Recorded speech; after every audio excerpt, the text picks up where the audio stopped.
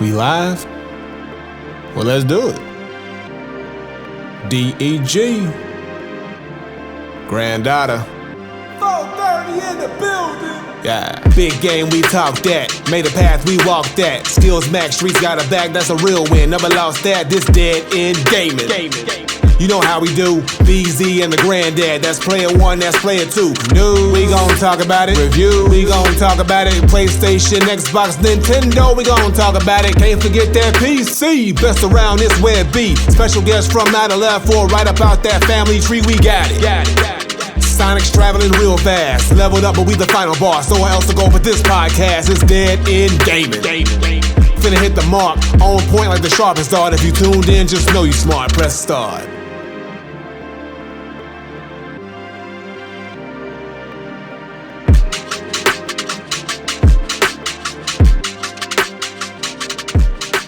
What up, though? This your boy, BZ430. You are now listening. This is not gaming week. Typically, this is the gaming week, but no, we had the Granddad had made a great point on our podcast episode last week. Say, hey, look, season finale of Last of Us, season 2, dude, we gotta talk about it. First thing Tuesday, I text Majestic like, hey, what you doing next week? Yeah, we gotta talk about this Last of Us season finale. She was like, yes. So. Absolutely. You know, of course, I'm here. Granddad Willie's here, and special. This is special fam, just extended fam join us. Of course, she mentioned this earlier. It's like a full circle moment. Majestic Madness.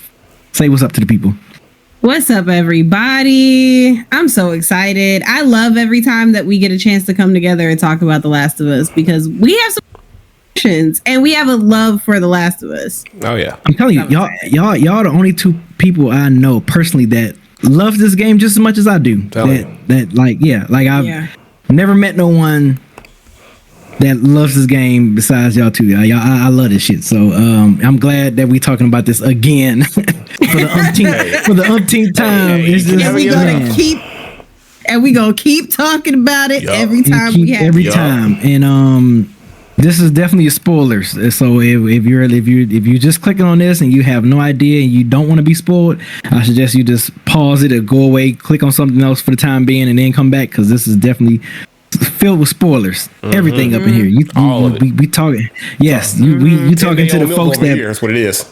Exactly. And it's not getting any better. We gonna spoil the show. We gonna spoil the game. You cooked if you come up in here not knowing what's going on. I'm telling you right now. You are well done. You hear me? You're not even there. You're just well done. Burnt to a crisp. Oh man. So Last of Us season 2, of course we knew it was coming. After season 1, we talked about it. We like, yes, we was all interested, like what they gonna do in season 2. I remember I was texting me just like, how you think they gonna start this? What episode you think they gonna do all this? What episode? Like, I think, man, me and her had a text thread of just all the possibilities of what's going to happen in season 2. It was so funny. We were just going back and forth, but nonetheless, it started April 13th, 2025, season 2 premiere, episode titled The Future. And real quick, just overall, before we dive into the episode, what did y'all think of that first episode? Because we're doing the entire season. So what y'all think of the first episode, The Future? I liked it. I think it was a slow start, but knowing what we were building up to, I respected it. I liked it. And something that I've always appreciated is that they know what their like core scenes are from the game, and they will literally like, we're not changing the dialogue, we're not changing the camera angles, like shot for shot. We're doing this. And that's how that whole like New Year's party scene was. Like from the moment the camera was panning down, I said, oh, this is exactly like the game. I mean, and it's a beautiful scene already. Yes. What you think, Granddad? No, I agree. Like I like the fact that it was a slow start, but it really established, Dina and Ellie's sort of like at this moment a relationship, and also showing that Ellie is obviously older now. This is like years past of when we kind of like left off, and also it just kind of sets up there's a problem with her and Joel too. So like we kind of see all this stuff, and the viewer doesn't, I mean, we know, but the viewer probably doesn't know. Okay, well, what's going on with all these characters? Because now it's 5 years past, and now they have this sort of all these dynamics, and you kind of just see them just kind of setting things up, you know, in this first episode. And then going back to what Majestic said, the shot for shot for the New Year's party. I mean, from the pan down with the lighting and the set design, the dance, the kiss, the confrontation. Everything was just like, it's like they said, copy and paste, control C, control V. Yes. So it's like one of those things where like if it ain't broken, it, you know, don't fix it. Exactly. You know, type of situation. They're like, look, this is what they gave us in the video game. Let's try our best to duplicate that. You know what I'm saying? So also too, I want to ask you too, Majestic, like they showed a scene that I don't remember seeing this in the game, was when they showed the Fireflies burying their loved ones that died from the hospital incident that Joel did 5 years prior. And they were showing Abby, you know, talking with the friends and saying, you know, pretty much I want Joel to die slow and all that stuff. Like we from what I remember, we didn't get that scene in the game. No. And that's the crazy part. Okay, go ahead. No, go ahead. No, you go ahead. That's the thing too, is like when I saw that, I was like, I don't remember this in the game, but I'm kind of glad that they did that because it kind of like very early it establishes Abby's motive or just reasoning, like very early in the game, because in the game we just are just kind of like Abby just gave to us, and we just kind of figure out in the worst way we gotta possible. Put the piece together. We gotta put the piece in the worst way possible. We find out because initially we start off hating her because we're like, yo, who is this chick? And who is she? But now what they did in this first episode is they kind of gave you a little nugget of like, okay, this is who this character is, and this is kind of why she's, you know, doing this or kind of upset with Joel. So they kind of planted that seed very early, which, you know, I mean, it kind of affected some things, but I do appreciate it for the viewer who probably isn't familiar with the game. It would have been kind of difficult for them to kind of like comprehend this random character popping up and just having this anger towards a character that we know that they've never interacted with each other. So they had to kind of do that in a way to translate it for TV. If I remember correctly, you start the game off playing as Abby, and you have no idea who she is, why we're in the snow, like all of that. And that just doesn't, you can't like capture that and put it in TV. Like you can play that and have that confusion, but no, I'm going to learn along the way and whatever, but you can't capture that for TV. And I feel like, if I remember correctly, in the game, we don't start getting like some of those like flashback background scenes of Abby until we get to her portion of the game. And we get, it's not exactly, you know, them burying their loved ones, but it is her having to go through the hospital and find her, kind of recreate the scene. Look at recreate that scene where she found her dad dead in the hospital and everyone else. But that was crazy. That was I thought that was a good setup. You're right, Granddad. That was a good way for them to show like, okay, this is this person. Don't be confused when y'all see her a little bit later on or why she's this way. So I'm glad they set that up on the TV show, because like I said, I was just like, I don't remember seeing this or whatever. So what y'all think too, you know, after the New Year's party and the dude making the homophobic stuff towards Ellie and Dina, we see Joel goes to his therapist. He was talking to his therapist, and I recognized the woman. I'm like, she played in Beetlejuice. She was the mother in Beetlejuice. I can't remember her real name. That's Kevin McAllister's mom. So or at Home Alone. You can go by that too as well. I was sitting there like, oh, that's Moira from Schitt's Creek. You can go there too. So you know, you see Joe talking to her, and you know, because she has and then you know, he was pretty much telling her, you know, stop bullshitting with me this whole time, because you know, you can tell Joel.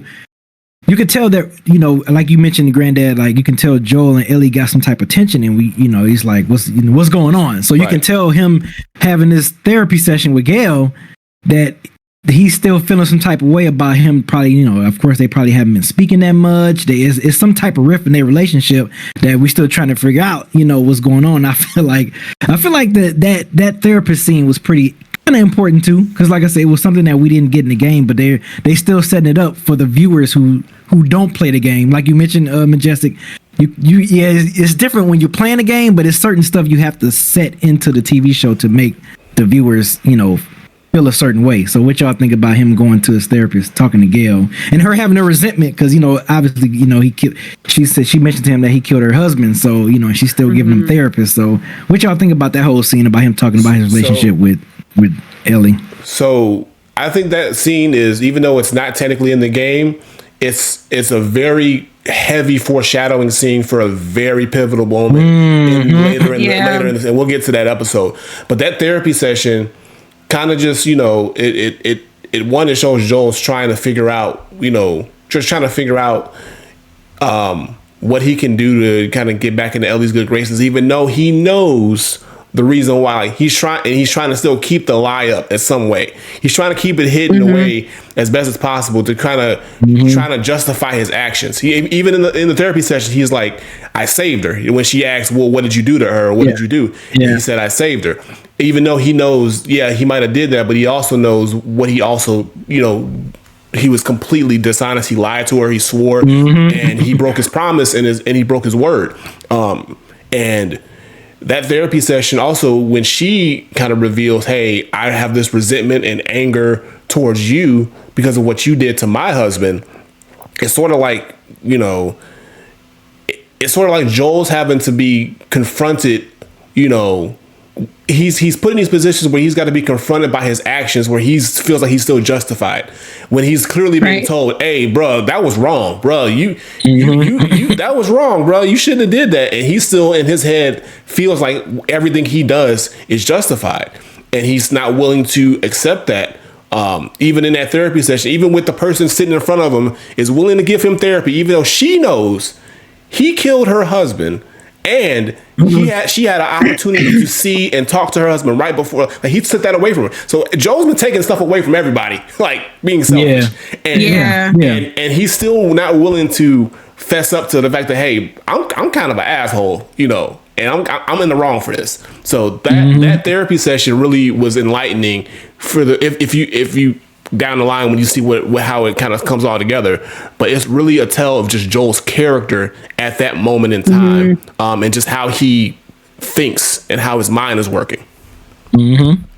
Like, I think the other thing, or like two other points it makes me think about, one, in this first episode, we see such a like softer version of Joel. Like, this is, I live in a community.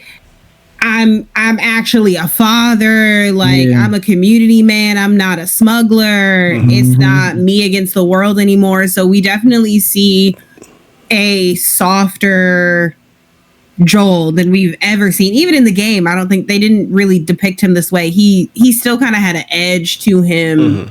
I want to say, in the game, but still had like fatherly moments. I feel like overall, like, he relaxed so much. But also to kind of foreshadow, and we'll talk about it later on, and this was, a place where they deviated. This is him trying to explain what happened between him and Ellie. He still hadn't actually told her. He hadn't definitively said those words of what happened in the hospital at that point. And we'll talk about that when we get to episode 6. But I think that was, thinking back at it, it was like, I also kind of understand the struggle on his face when he was trying to like say, I saved her. Because I think to that day, he had still, I don't even know if he had told Tommy, but to that day, at bare minimum, he hadn't told Ellie what he actually did. So he's also been wrestling with this alone. And let me ask you this: do you think she kind of already knew just by her, the way she was acting towards him? Like, you think in the back of her mind she kind of knew he was lying to her all this time, and she just was kind of I think she used what happens in episode 5 to basically connect the dots and say he must have done these things. Yeah. He must have been lying to me. But she didn't definitively know, and he never definitively said anything. I honestly think that the moment that he told her that at the end of season 1 or at the end of the first game, I always felt like Ellie was not fully 100% believing Joel. I knew she felt like he didn't tell her the whole truth, but she didn't want to, push the issue, probably because she just wanted to just believe that, she wanted to believe that he was telling her the truth because she didn't want, to feel like, this is all for nothing, or some kind of reasoning behind, why they left the hospital and why this didn't work out. And she just wanted to go along with his story. But I think always Ellie felt like there's something that was off. And also later in the season, when she's, I think it's episode 6, but when she's in the room and she's kind of doing the rehearsal of like talking to Joel, and she's asking certain things, like these are questions I felt like she's always had, probably early on, that she just kind of held on to. So like you saying, with her connecting the dots later on in the thing, and she said it with that one, it was one thing that Joel did that was very similar to to when she asked him about the fireflies in the hospital. I was like, that's great. That's first of all, that's great storytelling and writing, but also that's great character connection and development, because it's like you're tying in just them really knowing each other. Like she can really tell, she really knows this man, and based on, he doesn't have to say anything for her to feel like, you're not giving me everything, and I know you're not, but at some point you're gonna have to, and at some point it's gonna eat you up to the point where you have to tell me, or this isn't gonna work anymore. And out of love for him, she just kind of like held on, but they both kind of just held on to this secret in a way until it got to a point where it couldn't be held on anymore. But I love that because they have so much love and admiration for each other. They don't want to hurt each other, even though they know what each other could say will hurt them, which is great to me, and how they was able to portray that. Because I think she internalized a lot of it, like the feeling of like, I couldn't save the world, like they had to go with somebody else, like kind of feeling like a failure. Because I know, to some granted, they never like talk about it a lot, but she felt like she was like the savior to humanity. Like there was a bigger reason why she got bit and watched her friend turn, and she never turned. She felt like she had a purpose. She felt like that was her purpose. Her purpose was to be the one that saved humanity everybody by sacrificing herself. And I think she was good with that in season 1. I think she was good with that knowledge and that realization. It's just Joel being selfish, It's just Joel being selfish. I don't think she ever communicated that to him either, like how much that actually meant to her. Granted, at the point that she would tell him it's too late, you can't undo it, but communication. Look, people got to communicate now. See what happens when you don't communicate? Exactly. See what happens when you don't tell them, look, I saved your life because I love you. You're my daughter. You're like, I wanted to save the world. They have this conversation that they should have been having for the last like 4 years. Exactly. It's like 3-4 years before it's resolved, and it's resolved terribly. Exactly. Because it's just been festering and building. That's what it is. I think if she had been able to have the conversation like she was planning for, I think it could have been better. But he also probably still would have lied. So there's also that. He would have.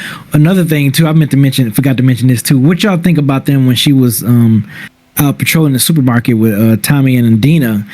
They encountered the viewers, not us, but the viewers, a new type of enemies that was lurking, which was the stalkers. Y'all remember the stalkers where they can hear you and they sneak around? So I was like, because we didn't see them in the first season.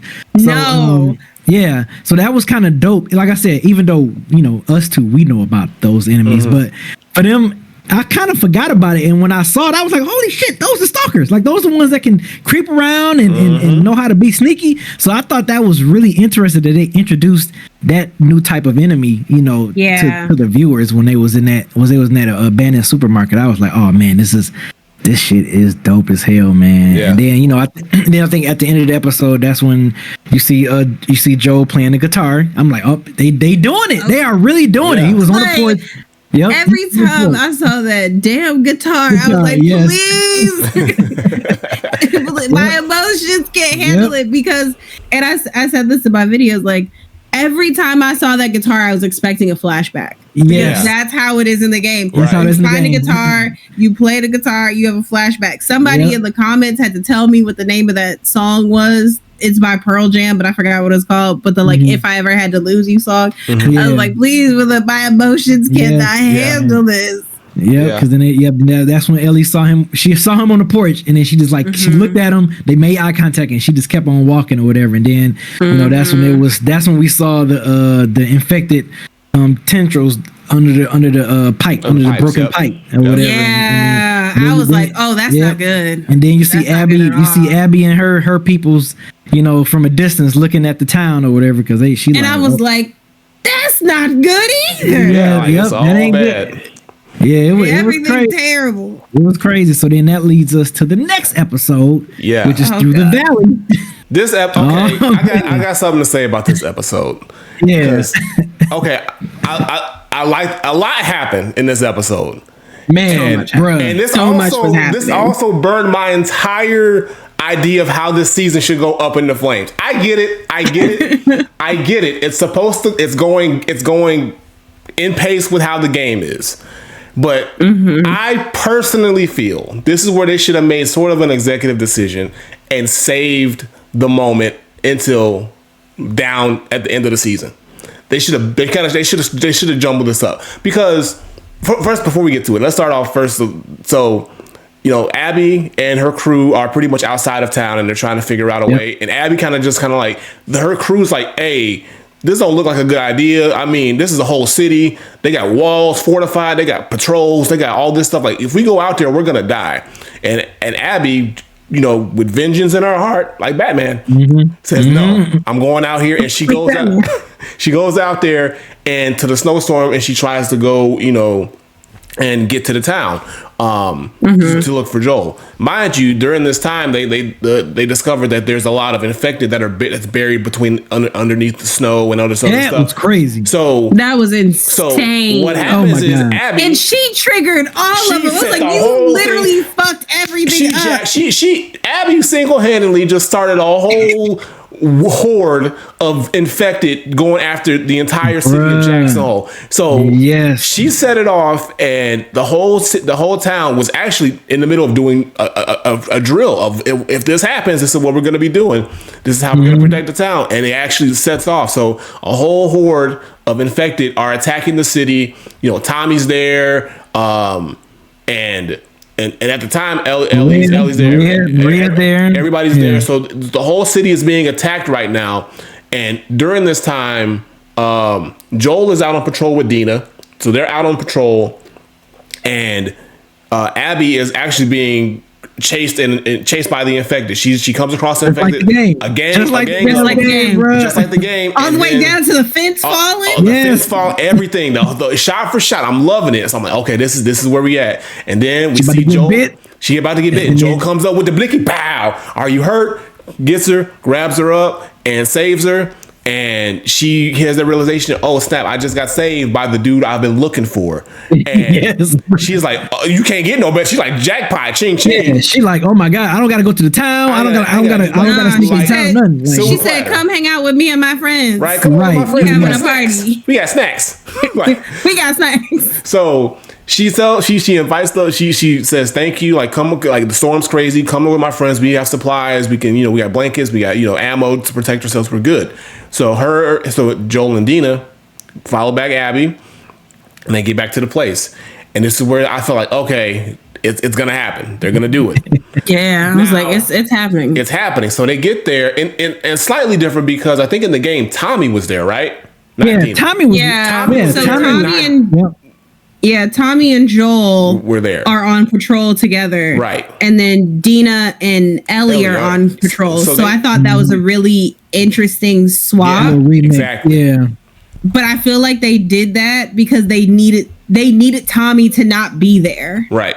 So because Tommy needed to be back at Jackson to deal with the Horde. Exactly. Because that wasn't happening in the game. I was like, okay, Jackson was not under attack. Yeah, I was like, I don't remember seeing the city being under attack. I said, this is a nice little remix. Okay. Right. You know? Because at first I was like, wait a minute. Yeah, at first I was like, wait a minute, Tommy was there. But I said, oh, Tommy's in the town, protecting the town. He can't be there. So he can't be there. Yeah. So that was good. That was a good Mike Rich said, Dina the Explorer, because if y'all didn't know, the girl that played Dina also played Dora the Explorer in the live action movie. And sure did explore all of the series. Nobody would have done. I'll tell you something. I don't remember why I didn't like Dina in the game, but I didn't. She worked my last nerve. With every choice that she made, but they fixed it with this Dina. They did because I was like, "Look, you actually useful." Yeah, I like Dina in this show. I'm like, Dina, you doing something? Dina seems more capable than Ellie at times. Yeah, I was telling my homie, I'm like, man, she's not as annoying in the TV show that she is in the game. But they also gave her backstory, which we didn't have. But nobody would have gotten anything done if Dina hadn't been there. Right. Exactly. Dina was sort of she was like the anchor for a lot of stuff. So to be honest, like she held it down. She was the planner. She was the one that kind of like had the voice of reason at times, especially for Ellie. Like, so they made her character very useful. I appreciate that they kind of like really reconstructed Dina to be a viable, useful character. That really does have an effect on, not only just, Ellie, but also Joel and the people around her and Jesse, everybody. So it's like, it's cool that they kind of did that. But going back, so they get back to the spot where Abby's crew's held up, and we have the conversation. Yeah, and they knocked her out. They gave her some medicine and put her to sleep. And what happens. Now here's the thing. Now let's go through this. Let's go through the moment where we all know. All right.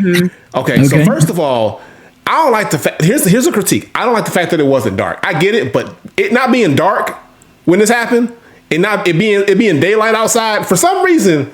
I don't like that. That bothered you? It bothered you? I don't like that. No, like it's a dark moment, and it's all sunny. It's like sun coming out. It's like bright and stuff. Like, no, this ain't bright. This is Grimace. Like, somebody turn the lights off. It's a dark moment. Can we have the moon, please? Close the shades. Set the tone. Oh, hey man, set the tone. Close them shades up, bro. That would have been I don't need to see this in bright lighting and 4K. I ain't trying to see some 4K. Shut this. Dim the lights a little bit. Make it intimate. Right. Abby started revealing who she was, right, and everything. Wait, go ahead, Majestic. I was just the shotgun to the knees. The way Joel's body like folded, he went, and he just accordion, bro. That man accordion to the ground. I was like, bro.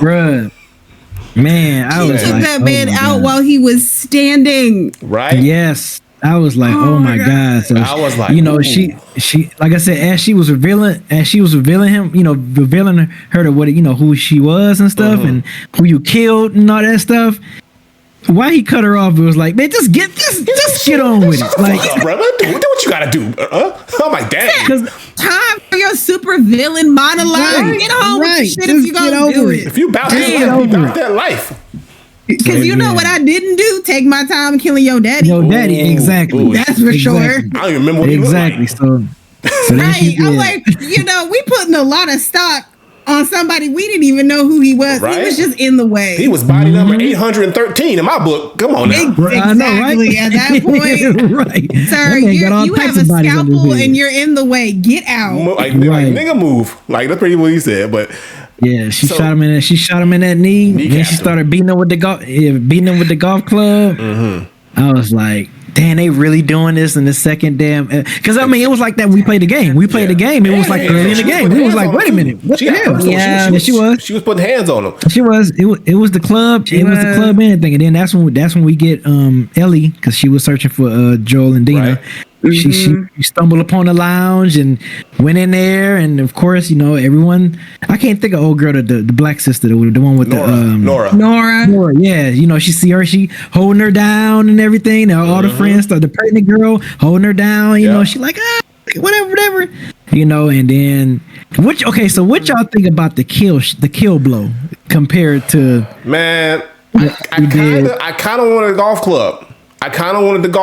You wanted it to the head. You wanted the golf club to the head. And it was. She beat him so bad, she broke the golf club. That originally was the golf club, but she beat him. She broke it so much. She broke it. And then she had to stab it down his neck. I was like, ooh. Now that was. I think that was a little more brutal. It was a little bit more brutal. I guess because I said if we going shot for shot, let's go shot for shot. So at first I was like, I got you. Damn, I wish at first I was like, okay, so they're not doing a golf club. But then as you see that visual of Joel just laying there with the club, the sharp club sticking out of his neck, he's just there.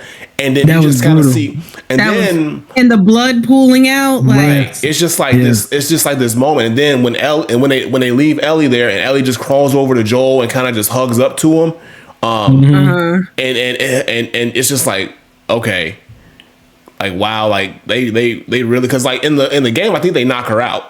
In the game, they kind of I think they knock her out. After they kill him, they knock her out.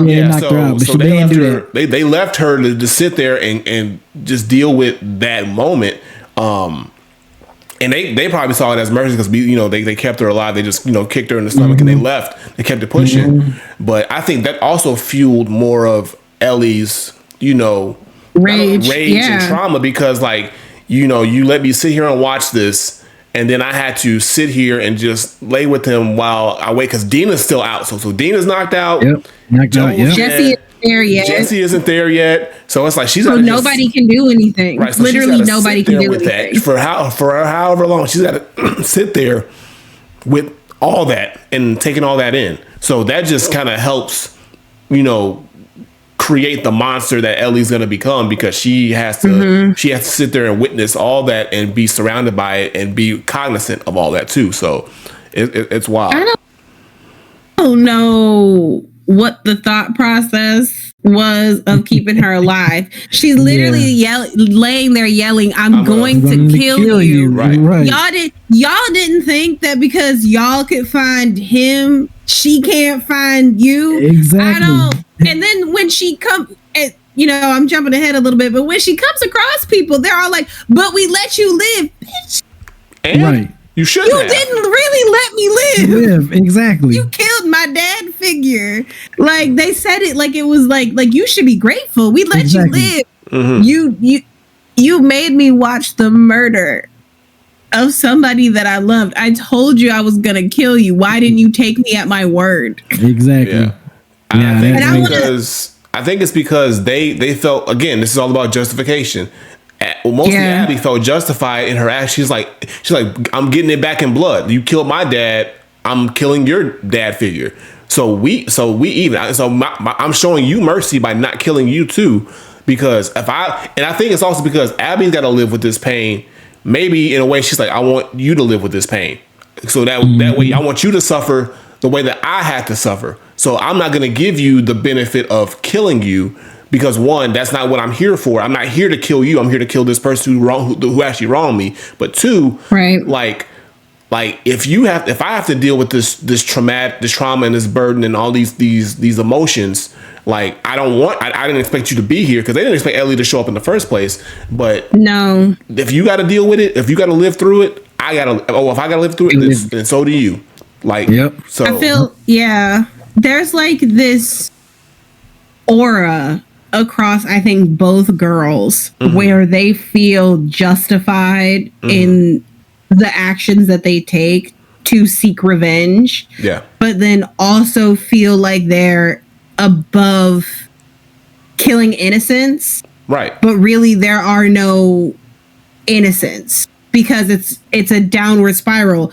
Joel killed your dad to save Ellie. You killed Joel because he killed your dad. Now Ellie wants to kill you because you killed Joel. Like you're not actually, because you're leaving people alive, you're not actually above anything, because you're just in the same toxic downward spiral. Right. And I want to touch on what Bean said, because I saw a lot of people. Actually, I want to ask y'all, what do y'all think about the actress that played Abby? Like, how do y'all feel about her? Yeah, she was not as broad like I expected. I was. We're swole, but I was hoping for someone a little bit more intimidating looking. Yeah. Like I feel like Abby in the game was definitely kind of intimidating looking. Right. Than the one in the TV show. I mean, of course, I understand. Casting. You try to do the best you can as far as casting. I don't know. They probably could have had old girl at least kind of buff up a little bit for this role, just a smidget. You know what I'm saying? Because I was just like, man, she looks imposing. Just to have that imposing, that imposing. Like, she didn't have that imposing demeanor. Yeah, that's a great way to say it, Granddad. She didn't have that imposing demeanor like I feel like the video game one did. So I feel like I'm like, hell, shit. She looked damn near. She looked a little bit smaller than Ellie. You know what I'm saying? Like she looks smaller to me than Ellie does. But that's my only critique of her. I'm like, I wish they could have got that. That's just the thing. But as far as acting wise and her portrayal of the character, yes, I think she does a great job. I think she's doing a great job. She did an amazing job. Yeah, especially going because the thing is, too, we didn't get a lot of her. We got her in the beginning and we got her in there. In the middle. We didn't see much of Abby. And obviously, we know now why they're gonna save that story. But when we did get her, and she had her moments, she killed it. Like the moment when she confronted Joel, and especially the moment when we get down to around the end, like she locks the fuck in when she needs to. Like whoever she knows how to carry that, and I love the fact that like even though like in her facial expressions, she's got Abby's mannerisms down so well.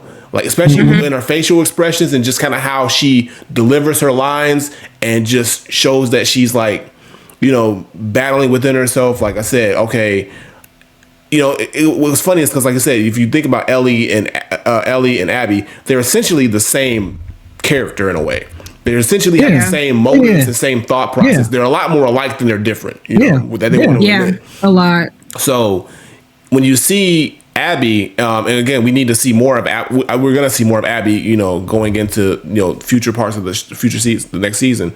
But when you see Abby, it's like, okay, you understand. You very early understand, like, but also she's very, just like Ellie, very stubborn. She wants what she wants. And no matter who when she wants it, no matter who tells her, whether it's Owen, whether it was when it was Mel or the other, everybody in her group saying, "Hey, maybe we shouldn't do this." She wants what she wants, and she's gonna get it. And even if it causes her to be in a situation, and it's just like,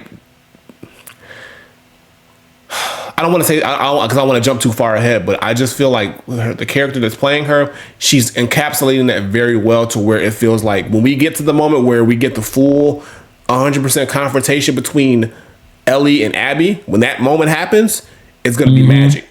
It's going to be magic because they both understand. They definitely going to set it up. They definitely want to set that up. They both understand their character so well, but also they're playing them so parallel to each other. It's gonna be like an amazing dynamic. And I can see that you could just in that small moment where they interact with each other. I'm like, oh yeah, these two gonna make magic on screen when they really get to it. When they really get to the shits, oh, it's gonna be something. So yeah, I'm okay with her acting wise. It's great. I was asking because I feel like people often forget that the whole reason that Abby has the build that she has is a game mechanic. It's so that she can be the playable counterpart of Joel because she replaces him. Yeah. And there's things that Ellie can't do because she's physically small. Yeah. And Abby can. So it's like when you take that out of it, she doesn't, if she's not going around stunning, the infected by punching them or, creating shivs, she doesn't need all that muscle. Yeah. She literally replaces Joel in the game. So she needs the physical muscle because if they look the same. That's a good point. Yeah. It's like if they look the same, then it'd be like, why can't Ellie play like her? And both games have had that duality where you have this bigger, broader, like you have a punch, you can strangle some of the infected, but you can't the other ones. And then you have this smaller demeanor where you can move faster, you can hide faster, you don't have to make a shiv, you can stab in the neck, but you can't punch, like you can't stun. So you have to be sneakier and maneuver differently. So it's, if they had like hypothetically created like a whole new play style, it's still the same thing. She wouldn't have needed to be physically as strong. But because she replaces Joel in the game, she has to have a bigger build. That's a good point. That's a good point. That's a good point. Yeah. But Beans, like, Ellie doesn't look like somebody people should be as scared of either. And she killing people just as much as Abby is. Yeah. I don't think she's supposed to be somebody that you look at and I mean, yes, in the game, like physically what she look at, she's scary, but what's more scary is her determination. It's her intensity to kill, and I feel like that's still translated the exact same way. I mean, again, Ellie is also somebody to be feared of because she has the exact same determination. Yep. All right, so then we go into episode 3, which is called The Path. And, you know, you see the townspeople in Jackson, Wyoming, they kind of recovering from the horde of the infected that attacked their town, and which was there was some good action sequence going on when the town was infecting them. Yep. But yeah, you see, you know, Tommy and them recovering from Joel's death. You know, everyone's sad, and Ellie's in the hospital. You know what I'm saying? She was admitted to the hospital from her injuries and everything, and you know, she wakes up. You know, because when she wakes up in the hospital, the last thing she remember is Joel being dead. So you know, she's you know, pissed off and still feeling the effects of that. Then they flash to 3 months later, and then they showing, you know, the people still rebuilding the Jackson, Wyoming from the town when it was messed up. They still rebuilding that, and what else happens after that one? And then that's when they have a town hall meeting. Okay, I remember that they had a town hall meeting, and the people in the town wanted to regroup and get back to go to Seattle and get the people that killed Joe. Like they wanted to get him. Well, so, no, Ellie wanted to do that. Ellie wanted to. Yeah. So she but it was some people. It was some people. Some people agreed. Yeah, some people. Yeah, it was people that was agreed. But it was like Ellie was the one that presented the idea mostly, like, and said, okay, we're gonna. I want to present this to the meeting, and she went for counsel. She talked to Jesse. She talked to Tommy. Tommy, yep. Tommy, and then Jesse, and said, hey, if I do this, you got my back, right? And they were like, yeah, I got your back. I got your back. Which plays another role, especially with Jesse down the line too. Yep. But and so like you said, they have the meeting, and then what's funny is Seth, is his name Seth, right? Seth, the dude. Yeah, Seth. Yeah. The dude who made the comments at the New Year's party. He's been trying to get back into Ellie's good graces. He apologized, you know, all this other stuff, you know, trying to get back into her good graces.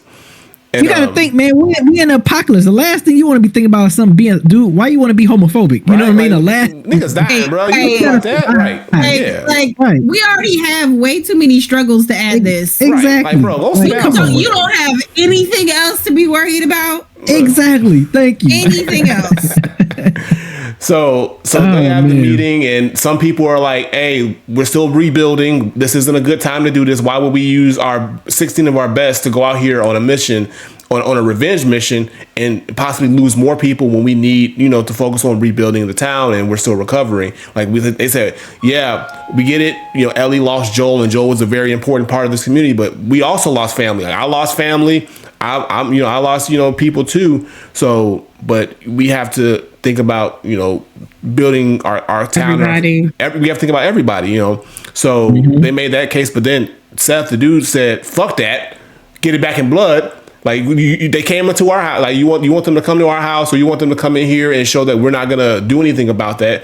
Who's to say that they're not gonna come back and try to do it again? We gotta stand on business. Point. We gotta stand on business. Right. So and Ellie's looking at him like, at all people, you're the one who's really standing up for me, and you weren't even on the list to speak. You know, you made a point to get your point across.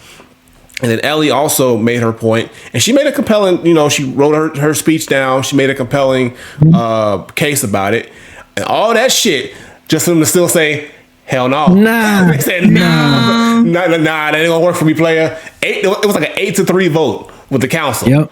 And I was like, dang. So, but that also made me think Ellie gonna do this shit anyway, because it's Ellie. Of course. She was always gonna do it. But she just, she was always gonna do it, and that goes back to Seth again. And at the same time, Ellie's like, "Fuck it, I'm gonna do it myself." Dina shows up. Dina's like, "Hey, I know you about to do this." Dina knows Ellie. So Dina had a whole plan, which goes to your point, Majestic, that she's ahead of the game. She's more useful. Yeah, she is miles ahead. She said, "Do you got medicine? Do you have a map? Do you have take off your shoes, put on some boots? Take off them goddamn Chuck Taylors. All you have is guns, right? Right. Just guns and anger. What are you gonna eat? Right. Come on now." So she's like, "Come on, let me come with you before you end up dead in 5 minutes, because you don't know what you're doing. Exactly. You're not even gonna make it outside the gate, right?" So, and then she was like, "Well, like, how are we gonna get outside?" Like, I found somebody, and they're like, "Not Tommy," and then it ends up being Seth, and he's like, he gives her a better rifle, gives her a horse, like, make sure they get out. So this is the moment where they kind of like, I guess, make peace with each other, and like, okay, I wouldn't say it's full forgiveness from Ellie, but Ellie's like, "All right, I'll let you slide. You've done enough to justify me. You might be okay. You might be all and right." This also sets up in the video game where we about to start, where we go on our mission with Ellie and Dina, watching our back. So that I'm thinking of it as the game. I'm like, yeah, this is right. That's right. This we do. It's a good chunk of the game where you playing with them, just them two only. You out there exploring, heading to Seattle. So I'm like, okay, this is the portion of the game where that's about to happen. So I was just like, bruh, this shit is crazy. If I remember correctly, in the game, I think Tommy had already left. Yeah, he did. He actually left first to go hunt them down. There was no council, but he left first to hunt them down. So it's like, you're going to find him, but like also you're also going on a revenge mission. But Tommy wasn't like Tommy in the game wasn't with the shits. Okay, Tommy was like, "Y'all killed my brother. I'm coming for you." Right. Tommy in the show, he's like, "I have to be a councilman, but I want to be out there. But I have to be a councilman." Yeah, Tommy is a lot more. Tommy in the show is a lot more, I guess, not mild mannered, but he's a lot more, reasonable with his decisions. Because he understands Ellie. He's like that's my brother too. Like, I want to get revenge too, but at the same time, I have a family. I got a wife and I got a kid. I got a community to read. I have to be in charge of this town, but I also have to keep these people together. So if I go out there on a revenge mission and I end up getting killed, who's gonna watch over this? Who's gonna be there for this town? Like I am, because like there's nobody else. Yeah, Jesse, but Jesse was not ready at the time. Honestly, he would have been fine. He could have handled it. I mean, maybe. He got a good head on his shoulders. But maybe also Tommy probably wasn't ready to let it go. He the man. He the man. He the man. He out there. That is something that's very different. Like it is very community based. It is very like we have politics within our community and how we handle everything. Whereas I felt like in the game it was just more like, instead of it being like a community with rules and councils, it was just like we just all live together. We just all like we all live in this area. We're protected. People have jobs, but we kind of run ourselves. Right. So, nobody batted an eye when, the next morning they wake up, Tommy's gone because he's out trying to get revenge. But also it left space for Tommy and Joel to be on patrol together. So then, that's when Dina and Ellie. That's when they encountered the group of the Seraphites. I think I'm saying that right. The Scars. The Seraphites. Yeah. They saw the dead group of them, including the young girl. Because I remember that's when Dina was like about to throw up and stuff. So you like,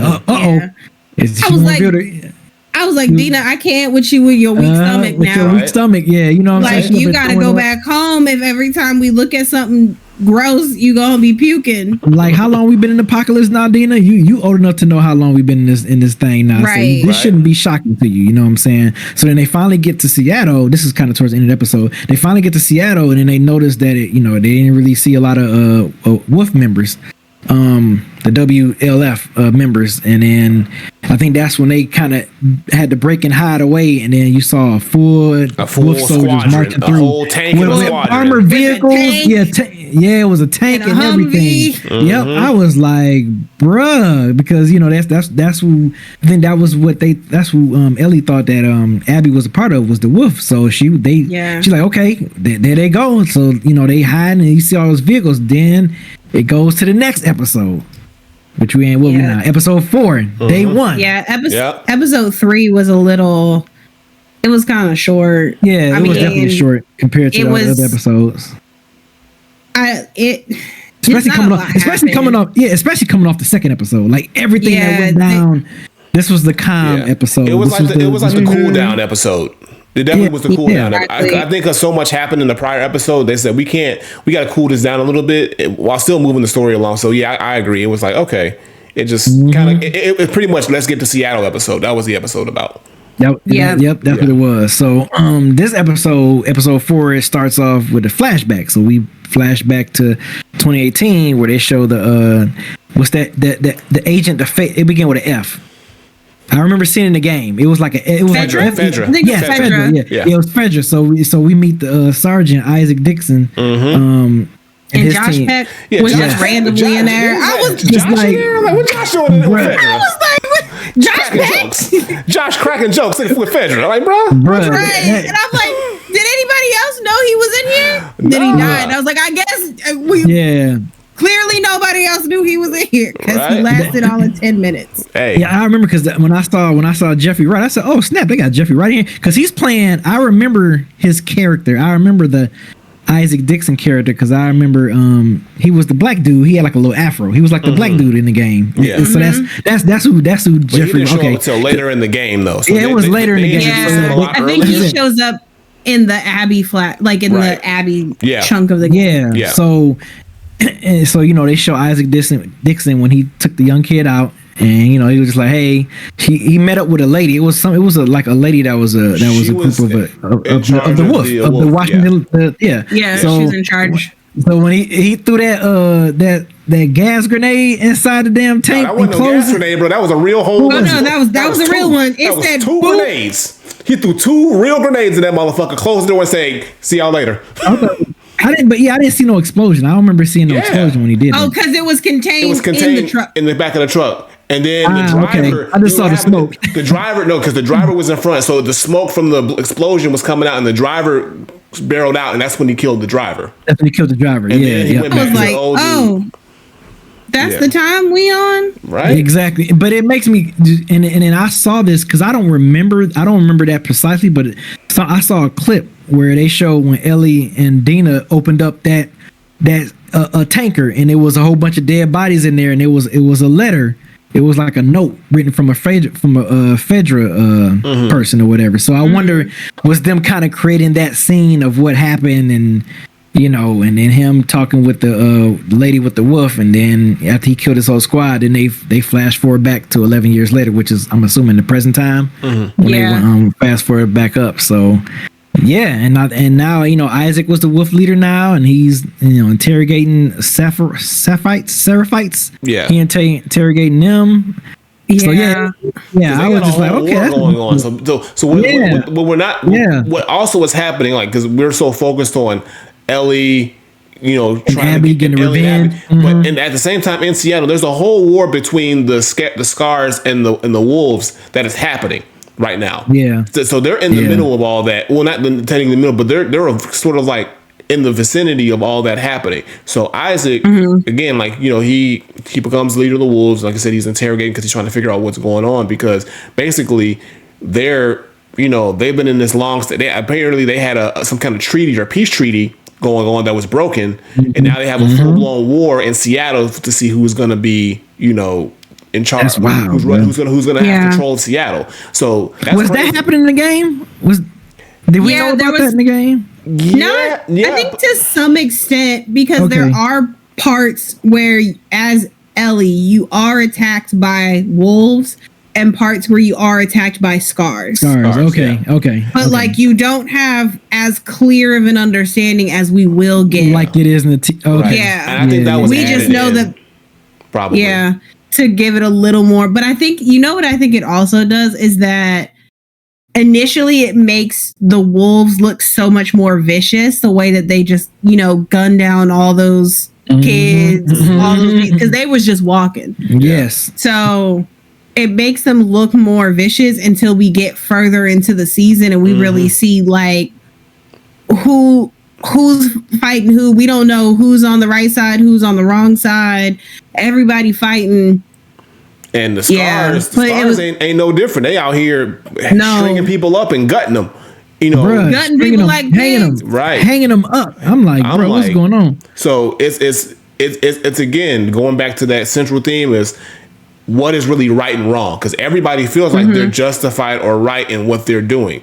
Like they feel like, oh, what we're doing is right, but it's wrong for you to do this to our people or our innocence, because the way we feel or believe is what's the right way. And even and it's, again, that's the beautiful thing about The Last of Us and the storytelling, is like, even though our main characters are essentially dealing with that same thing, these whole two other groups right in their same vicinity is also battling that same scenario of what we believe or how we operate or how we feel things should go is the right way, and your way is wrong, even though we're essentially doing the same thing. We're essentially doing the same thing to each other. And I will say, the one thing that the Scar said when he was being tortured that really stood out to me was he was like, well, wolves keep turning into scars, but scars never turn into wolves. So we're going to keep converting your people over. Yeah. But none of our people are going to come to you. So it was still kind of establishing, because that's before we see them like gutting people too. Right. So it's still kind of establishing like, oh, the wolves are like really bad. And then, down the line, we see what the scars are doing. And it was like, okay, I actually don't know who's worse, but. Yeah, and we also, I think this the episode where we got where we get the reveal that Dina, is pregnant. You know what I'm saying? She's pregnant. God. She revealed with that she's pregnant, which of course we played the game. We know at some point we know it's coming at some point. Right. We didn't know which episode it was going to be, so I'm like, okay, I'm like, yep. I was like, yep, this is it. This is you gotta go home, right? Like, you can't be here. And speaking of, when they was evading those wolf soldiers, the wolf squads again, and they was being brutally murdered by the scars. You see what Dina was doing again? What you say, Majestic? Throwing up. I'm like, girl, if you don't go home, take your ass home, bruh. Like that. Because I think it's crazy. I think after they find out that she's pregnant, which also we're jumping a little bit because we missed a very crucial scene. Which scene? Which one is that one? The one where Ellie gets bit in front of Dina to save her life. Yes, when they was running, they were like in a tunnel or something like that. They was running down the tunnel. They had to go up through the little swinging door or whatever. And she had to put her arm out. Door, and then and she had to grab her. Hurry up! And then she like, and the thing was literally getting ready to bite Dina, and she put her arm there. Just put her arm in the way. Man. And I'll say, I had to look up how they did it in the game because I didn't remember how they did it in the game. Yeah, and I like for TV. I like this way so much better. Like this had my heart rate pumping. This had oh my, and then because I had that moment of oh my gosh, she's getting bit, and then I was like, Dina doesn't know. So like, whereas in the game, Ellie's mask breaks, so Dina's like, oh my god, we can share my mask. The mask like, no, don't worry about it.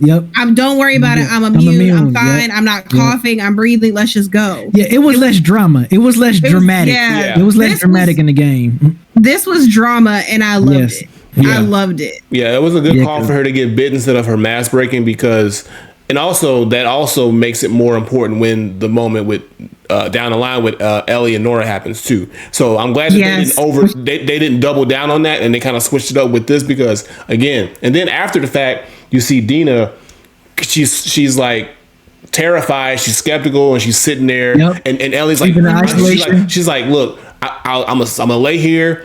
I'm gonna you just keep the gun on me, and if in an hour if I'm still me, then you can tell that I'm telling the truth. And she's sitting there, and this is the moment where Dina reveals that she's pregnant. After she realizes that Ellie is immune and not gonna turn. That's right. That's right. She's like, okay. She has this realization, like, okay, I have to tell her now because, like, because she felt like she was about to lose Ellie or have to kill Ellie, and she would have never been able to tell Ellie what happened. So she's like, okay, now or never, because I don't know what could happen next. So that's when we get the realization that's when we get the reveal that Dina is pregnant, and then they admittedly just start going at it like instantly.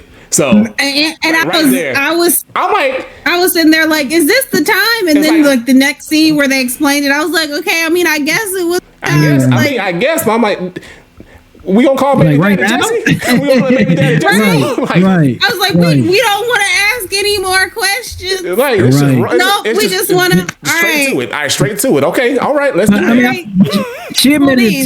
She admitted it to her the next morning that Jesse is the father. He is the daddy. He the pappy. Of course, Jesse's the dad. Why Ellie gonna say, "Oh, really? We gotta go to Maury. We gotta go to Maury." Because I'm like, and I know a lot of people don't like the I'm a dad joke. Yeah, but I don't know why people aren't realizing it was a joke. I don't know. I feel like this. Someone had asked it earlier in the chat, but we hadn't gotten to it yet.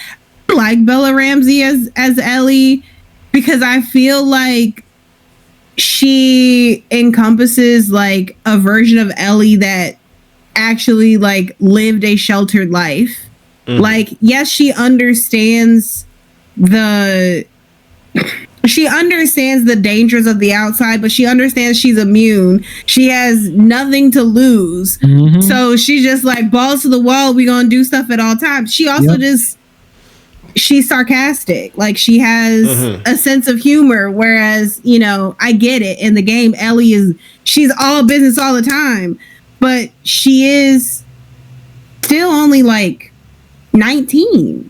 She's still a child to some extent. Yeah. And she's grown up in a sheltered environment now that they've lived in Jackson. So I don't understand. I don't know why we couldn't just look at that and be like, it's a joke. Clearly she's not the dad. You know how people are though. You know how people are. Yeah. Yeah. We all know Jesse's the dad. What is she going to say? I'm the mom? Because then people would have had stuff to say about that too, because she's not conceiving the child. Right. So it's what do you... It was very clearly a joke. Yeah, but people are going to be like, oh my God, that's not new. But it's like, people have always been saying things about Bella Ramsey as Ellie. They've been critiquing her since the beginning, about every little thing here and there. And it's just only going to be, and I think Bella Ramsey plays Ellie fine. And I like the fact that she does lean more into that sarcastic, smart ass side of Ellie. Because think about this. If the entire season, if Ellie was just purely just mad and angry and just it would have got old real quick. Her character would have just been very unlikable. Yeah. She would have been like, okay, like, even though we know why she's mad, but if she's just angry all the time and she's just lashing out and just doing all this stuff, and we don't get to see any ounce of her real personality, especially next to the person that she's in love with. She's in love with Dina. If she can't be comfortable, or if she can't be, just comfortable and relaxed and herself around the person she loves, that would have been horrible character for her. And she's always been a sarcastic smartass. Right. From the first season, the very first time I saw her, she's always been a sarcastic smartass. Exactly. So to think that we would just completely lose that, come on, that's unrealistic. That's very unrealistic, especially because, like I said, I get it. Joel died and she lost Joel, but even when you lose somebody, you still have your moments where you're gonna be sarcastic, and you have to have have a lightheartedness or a light about you. You can't just be sad and grieving and grumpy and mad and all the time, because nobody's gonna want to be around you. Want to be around you, even though they're gonna be, that sympathy's gonna go away when you're just woe is me all the time. People are gonna be like, okay, niggas die every day, B.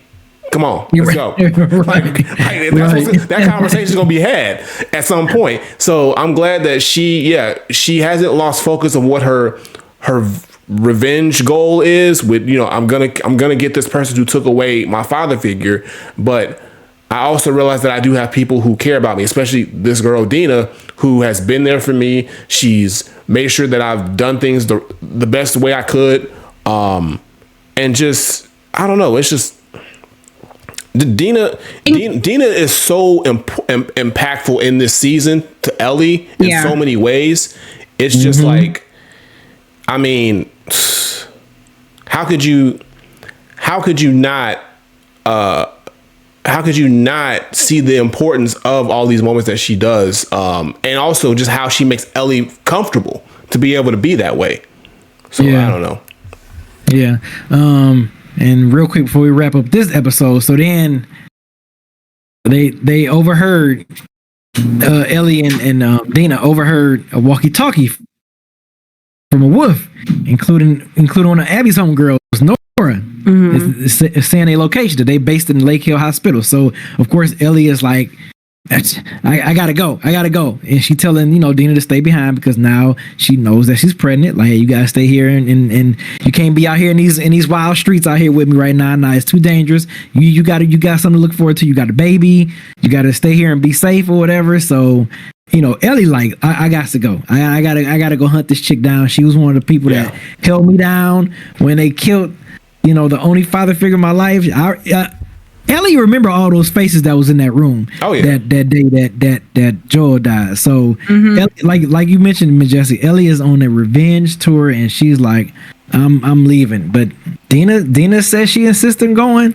So again, Dina, more credit to Dina too. Dina was the one who came there and said, "Hey, I know their names. I know their face." She had all the information.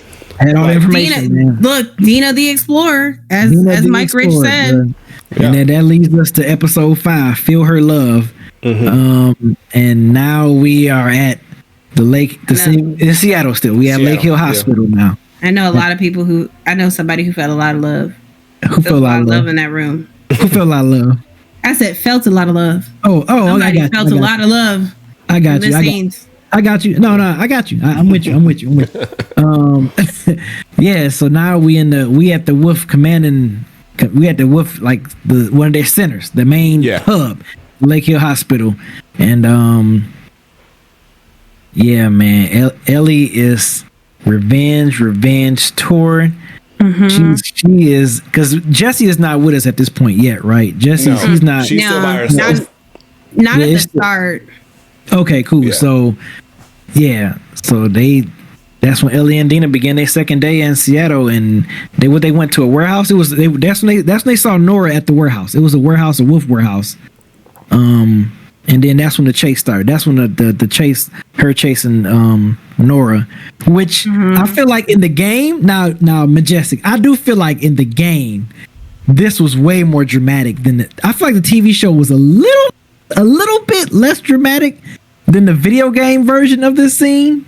I think that was just because you're playing it, like the chase scene had to be longer. Yeah. Like, because you're actually, she's throwing stuff, enemies are shooting at you. Like, and then the infected it has to be more dramatic. The infected was in there as well as he was chasing Nora. So, yeah, I was like, man, I feel like this was a little underwhelming, but I mean, they still, for what they projected on TV, I think they still did a good job. I was just like, man, I wanted a little bit more, like, holy shit. I wanted some intense moments as she was chasing her, and I feel like I didn't get that. I didn't feel like I didn't get that many like intense moments like the game. But I mean, you make a good point, Majestic. The game, they gotta flush it out a little bit more in the video game. But because I think in the game they kind of gotta make you feel like you actually have to chase her, and there's a possibility of losing her. I wouldn't be surprised if there's a possibility of like losing her and like game over and stuff like that. So they got to make it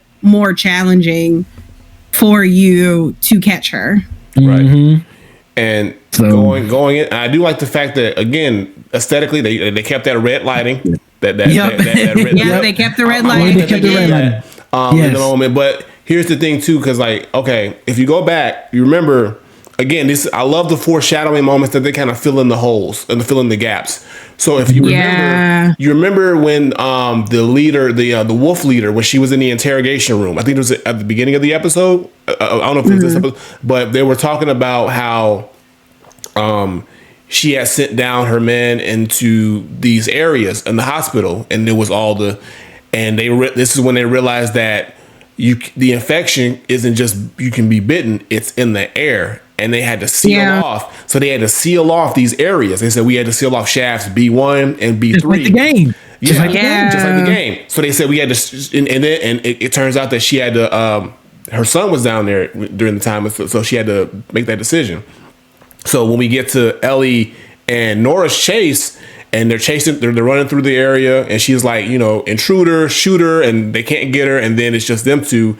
And Nora gets to the elevator shaft, and she's kind of like, "Fuck, I'm stuck." So she has to open up the shaft because she has nowhere to go. I don't think she knew that they had closed off B2. Right. Yeah, she didn't know. I don't think she knew that. So when she gets, she opens it up, and she goes down there, and she goes into the area.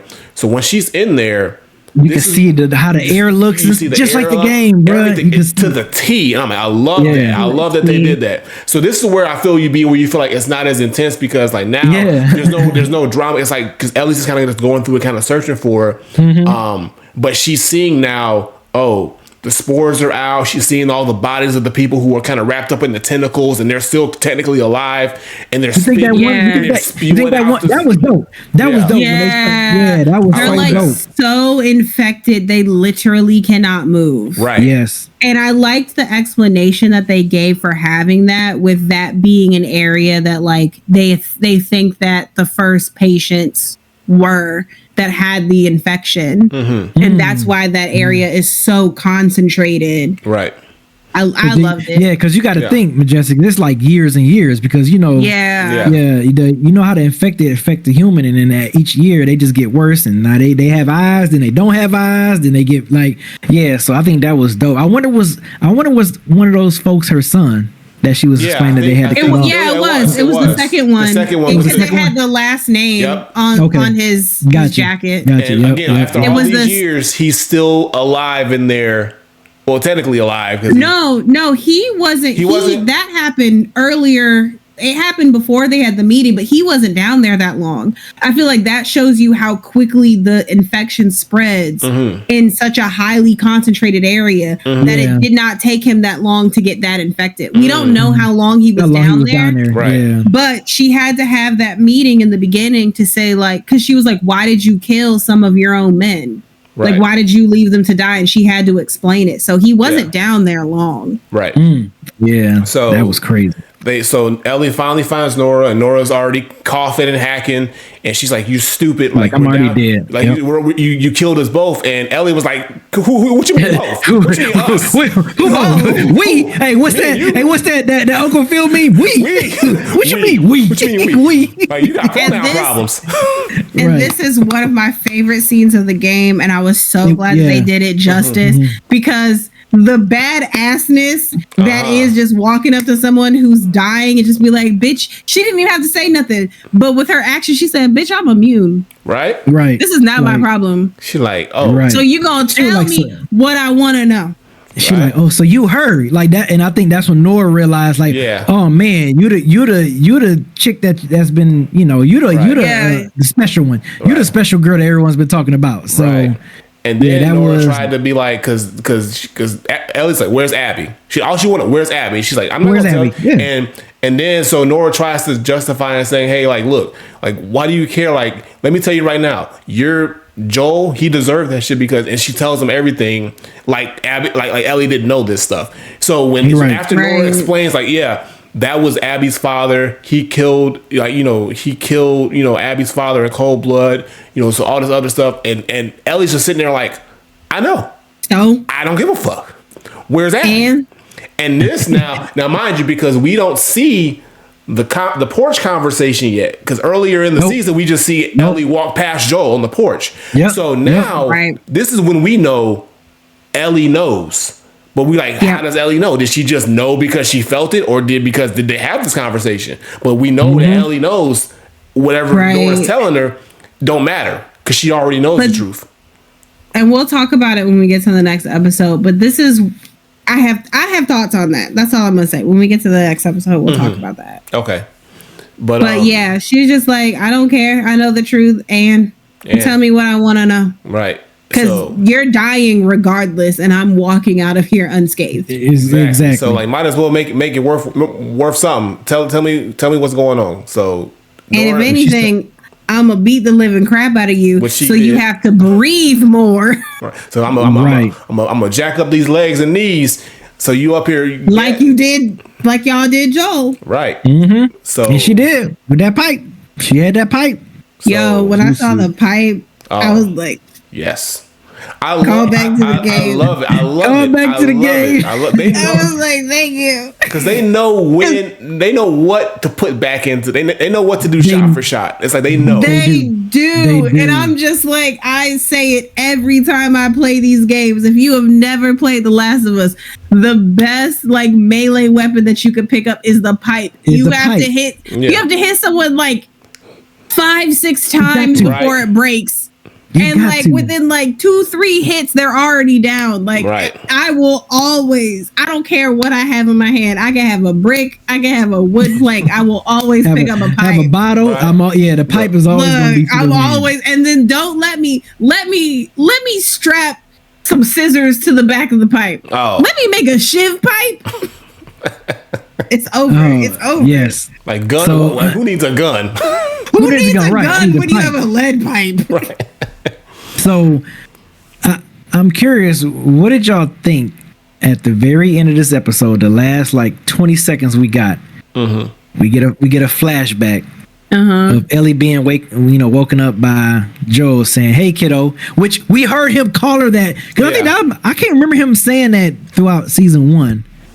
Was he calling her kiddo a lot? Not yet. Not yet. Like that was more of a flashback thing. Yeah. It's like they have a different bond in the second game than they do in the first. Yeah, and when he said, good morning, kiddo, I was like, oh snap, like that's a play on the game, and then the episode went off. So of course, people who's not like us that never played the game, they're excited. They're like, oh man, we about to get a Joel episode. I miss him. Like, oh my goodness, right? Because we haven't seen Joel since episode 2.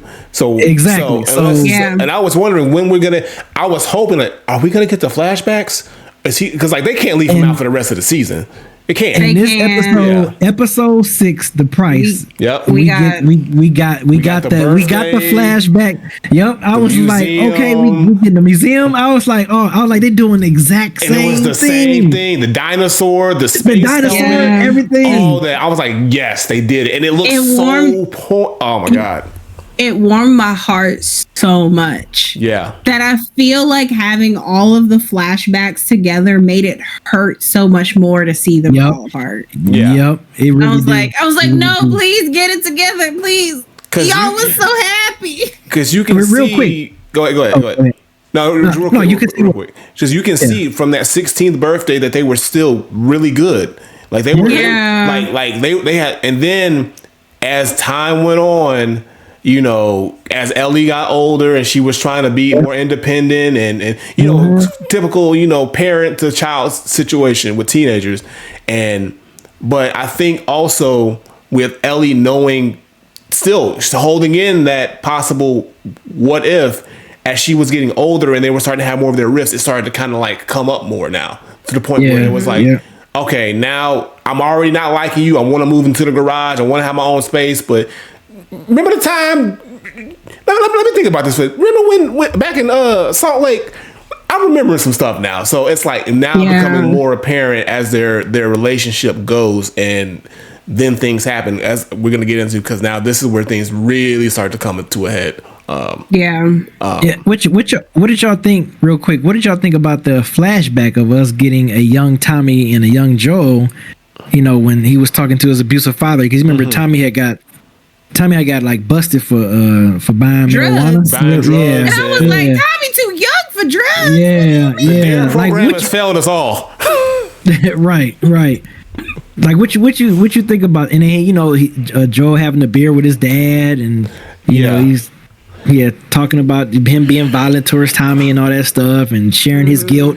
sharing his guilt about the violence and everything, and Joel's dad hoping that he be better with his own children whenever he have children and stuff. So like, I thought that was pretty interesting of showing Joel's dynamic, his relationship with his father, and then we get pretty much this whole flashback episode with Joel and Ellie. So what y'all think about that flashback? Because that wasn't in the game.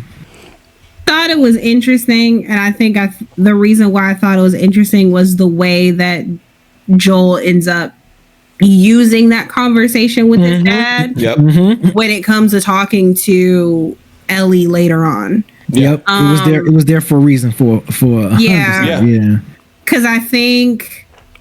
I don't know if it was him realizing that even when you think you're doing the right thing, you're still doing it wrong. Like he never became, as far as to his kids, he never became what his father was. Right. Yeah. But he became a different type of monster that he couldn't have perceived to Ellie. Yeah. And who knows? Like, I think his father, he was saying he's not the type of monster that his father was to him, but he is still a type of monster to Joel and Tommy.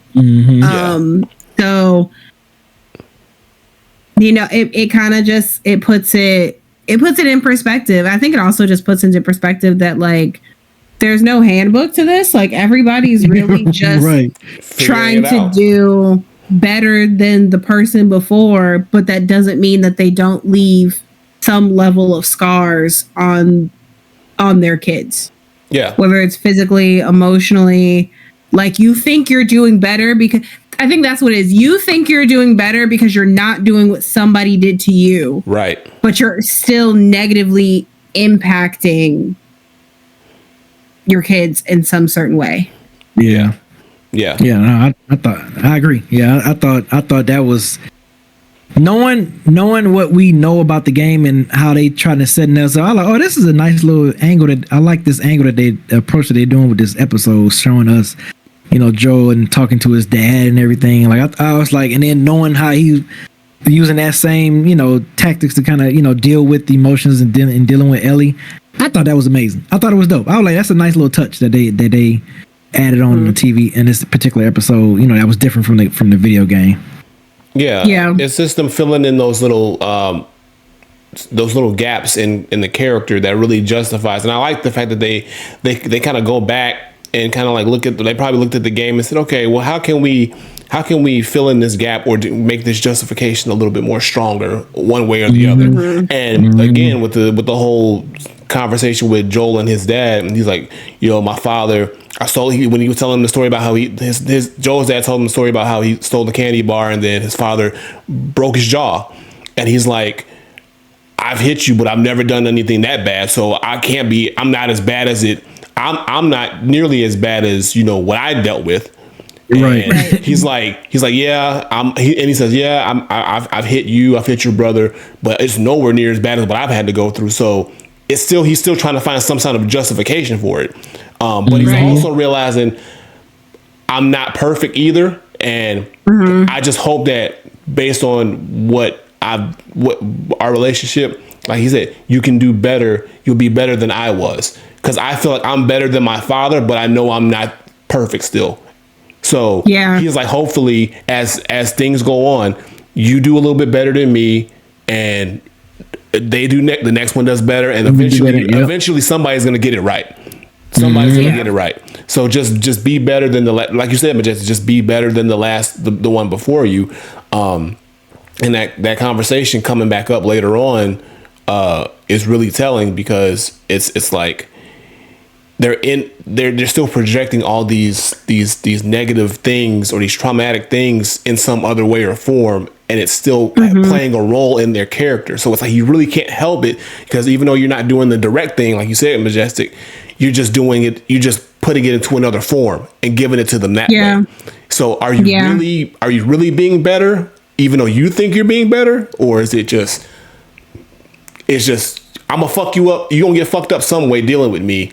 But hopefully it's not the way that I feel like I'm fucking you up or I'm feeling bad about it.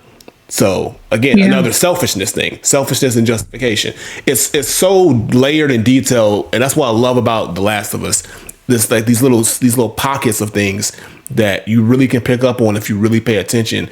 That shows about human behavior. This is a very human based show and game where it really makes you think about just human thought process and behavior. It's so much more than just black and white, right and wrong. It really dives into that, and I love that they just enhance that in the show in the pockets where they didn't do in the game.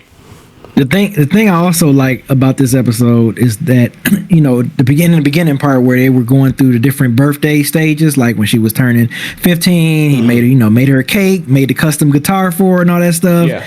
Then her 16th birthday, he took her to the museum that we known for in the video game. Then the 17th birthday, he took her to the abandoned museum, and then I think. No, 16. Then the 17th, that's when he caught her in the room. Yep. Caught her in the room, getting the tattoo. And then at that moment, on her 17th birthday, is when you start to see like the shift. The shift, the distance between them two on that 17th. Because then that's when she wanted to move into the garage. You know what I'm saying? And he was just kind of like, no, I don't want you to do that. And she like, yeah. And he said, you know what? Maybe you should go into the garage or whatever. So, but they still, because I think Joel wanted to be like, I still want to have you be a part of my life. So if this can be my thing to kind of keep you around and keep you a part of my life, then okay, you can go into the garage. Because Joel doesn't want to lose Ellie. Again, Joel is selfish. He wants to keep. He don't want to lose her. He has to keep Ellie, not because he does love Ellie, but it's also because he needs it for himself. So he was so quick, because at first he was like, no, you're not moving into the garage. There's no power. Right. He was super quick to change his mind when he knew that she was dead serious. She said, I'll leave. He said, oh wait, okay, give me some time. Give me some time to get you can have a garage. Right. Because she called his bluff, because he knows Ellie doesn't need him as much as he needs her. He knows that now. Right. And he's not especially with them living in Jackson. Oh yeah. Yeah, man. So then it fast forwards to her 19th birthday. So now, she's at this point, she's definitely more suspicious of Joel's, lies and bullshit, because they going, remember I think this when they went on that patrol. They went on that first patrol. They first patrol. He was kind of showing her the ropes. So then they encounter Gail, which was in the first episode, the therapist. So, of course, remember she brought up, I still got my resentment for you killing my husband. So Eugene, so we meet Eugene. So we like, oh shit, but he's infected. He got bit. Yep. And he got bit. And he's begging Joel and Ellie, like, can I maybe please see my family? I want to see them. I got like about an hour. We can get there, and in enough time. Right. So of course, Joel's like, no. Ellie talked them into doing it. Right. So I forgot where did he send her off to? He sent her off to go get the horses. Go get the horses. So get the horses. Okay. Yeah. So he was like, Ellie was like, put your hand out. Let me see if you're shaking. And he's got time. He's got an hour. We can get back there in time. He can go see his wife. And Joel's like, all right, go get the horses, and we'll take them there. But if anything happens, we'll take them there. And Ellie looks at Joel, and he's like, I promise. Okay, I promise. He promises. He sure did. He's going to let Ellie go and get the horses. Then they're going to take Eugene back to go see Gail. So it's a pivotal moment coming up. Right. So Ellie goes off to get the horses, and Eugene and Joel start walking to kind of meet Ellie halfway. And then they get to this fork in the path, and Eugene's like, which way? Like a lake. And you see like a lake. He said, which way do I go? And then Joel's like, go right. And they go right. I said right ain't the right way. Right ain't the right way. And right ain't the right way. And Eugene ends up at this lake area. Like a dead end. It was like a dead end lake area. And Eugene's face, oh shit. Oh damn. He got me. So, and this is where we see Joel, and I'm like, damn, Joel, you fucked up, bro. You just promised, bro. I'm just promised. I didn't think he was wrong for insisting that Eugene died. He was wrong for deceiving everybody and thinking Eugene was gonna go home. Oh, it gets worse too when you know I'm here for the look. You got bit. I'm so sorry, but like, we can't take this risk because what if you turn sooner? What if you turn before we get there? There's no guarantee we can even get her out. Like, I understand why you didn't want to take him. Right. I understand the risk. Where he was wrong was lying to everybody. Yeah. Except for, I will say it, except for Gail. He was fine lying to Gail. Gail didn't need the truth. Mm-hmm. She didn't need the truth. The truth wasn't going to fix nothing. Right. But he was wrong lying to Ellie, and he was wrong lying to Eugene. But Eugene, sir, you old enough to know damn well that you should not be trying to go home. Exactly. Yeah. Like, I mean, you know what protocol is. Yeah, he was desperate. He knew his time was running out. Right. Yeah, he knew his time was running out. He wanted to see his wife one last time. Yeah. So. He did, but I think if the shoe was on the other foot, anybody on patrol would have done the same thing. Or like let me not say they would have lied, but insisted on no, you can't go back. But the thing is, Joel should have stood on that. He shouldn't have.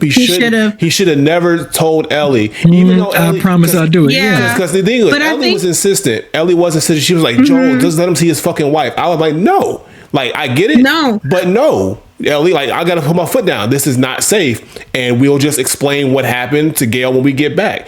And that should have been it. But instead, again, because he doesn't want to, he's afraid of losing Ellie or making Ellie upset more than she already is. He has to lie to make her happy, to feel like that's what's going to make her happy. And he feels like I'll deal with the consequences later. But the problem is that he didn't expect Ellie to drive snitch on him like that. Yeah, because she knew. Because Ellie knew that he executed him. She was fed up. Yeah. But I think if he had been on patrol with anybody else, that wouldn't have been an issue. But I think that's also the issue with dealing with Ellie and why I keep emphasizing, like, she's still a child. Like, she does not understand the way of the world. She doesn't understand how things are supposed to work. So she's always just like, we've seen it since like episode 1. Like, she's always overstepping to do what she wants to do, what she thinks is right, instead of what is actually in the best interest of the community, in the best interest of Gail, in the best, like, she has a child's mentality of black and white, right and wrong. And it was like, you need to understand, baby girl, there's a whole space in between. Yeah. And this is one of those in-between spaces where we should not be taking this risk. Yeah. Because it starts with take him home. Then it starts with, oh, well, like, maybe he won't turn because I didn't turn. And now we trying to bring him in the community, and we don't need to take it that far. Right. Yeah. I think Joel wasn't 100% wrong with the motive and the actions he did, because that was, again, he was protecting the community. The wrong, the where it all boils down to, again, because Ellie is different. It's not just like some regular other person. This is him and Ellie. That's essentially his child. So he's already raised suspicions of lying, telling a huge lie to her already that she's holding on to, and then he bold-faced lies in her face and promises again to her, you know. And I think that's the problem, that Joel has no problem lying to anybody, but especially lying to someone who he cares about so much, even though to protect them. But he doesn't realize that Ellie's not gonna go for that anymore. She's not 14, 15, 16. She's an adult now, and she's smelling herself, but also she's like, look, I know something. I know this isn't right. Like what you're doing to me. You're not going to continue to keep being dishonest with me. Not with me. Like anybody else, I get, but with me, like, you're not going to continue to break your promises with me. And I think even though that wasn't even directly to her, that was just the straw that broke the camel's back, because she said, I saw the look in your face, and it was the same look you gave me outside of Salt Lake City. So I know. I think. Yeah. Yeah, I think she was like, if you lied about this, you lied about that. Right. I think that's the dots that she connected. She connected the dots, yeah. In that moment. So when she looked at him and she said, you swore, she wasn't talking about Eugene. She was talking about Salt Lake. And I think he knew that. Oh, yeah. I think he knew she was talking about Salt Lake. And it's crazy that moment, because when they were on patrol, Joel was like, this is nice. Like, we should do this more often. We don't get to spend much time together, and I wish we could do that more. Like, Joel's still trying to keep that initial connection and bond that they developed when she was younger, knowing damn well he's holding on to this secret. Right. And Ellie's knowing damn well they're holding on to there's a conversation that they're both avoiding right now. Yep. Yeah, there is. And they're just stacking more shit on top of burying that conversation away, by he's trying to love bomb her or give her gifts or try to be nice or try to like give her what she wants. Like, hey, you can move into the garage. Okay, I said no to going on patrol, but I think you're ready to go on patrol because I want to make you happy, because I want to be in your good graces. So you hopefully forget about the fact that I've completely, lied to you about saving the world. Or you taking your purpose away. So he's trying to do everything he can when all Ellie wants is just the truth. Ellie just wants the truth. It's simple. And then this goes right to the scene that you was waiting for, Granddad, was Ellie joins Joel on the porch. Yep, they get to the porch. Following the New Year party. You know what I'm saying? Before we talk about it, I do want to, because I want to ask two questions. Yeah. First, how did y'all feel about the change of that reveal with using Eugene and Gail instead of Ellie going to Salt Lake on her own and basically finding out on her own and making Joel tell her around her like 8? I think it's on her 18th birthday. I'm cool with the way the TV show revealed it, because we was already introduced with Gail. We was already introduced to Gail.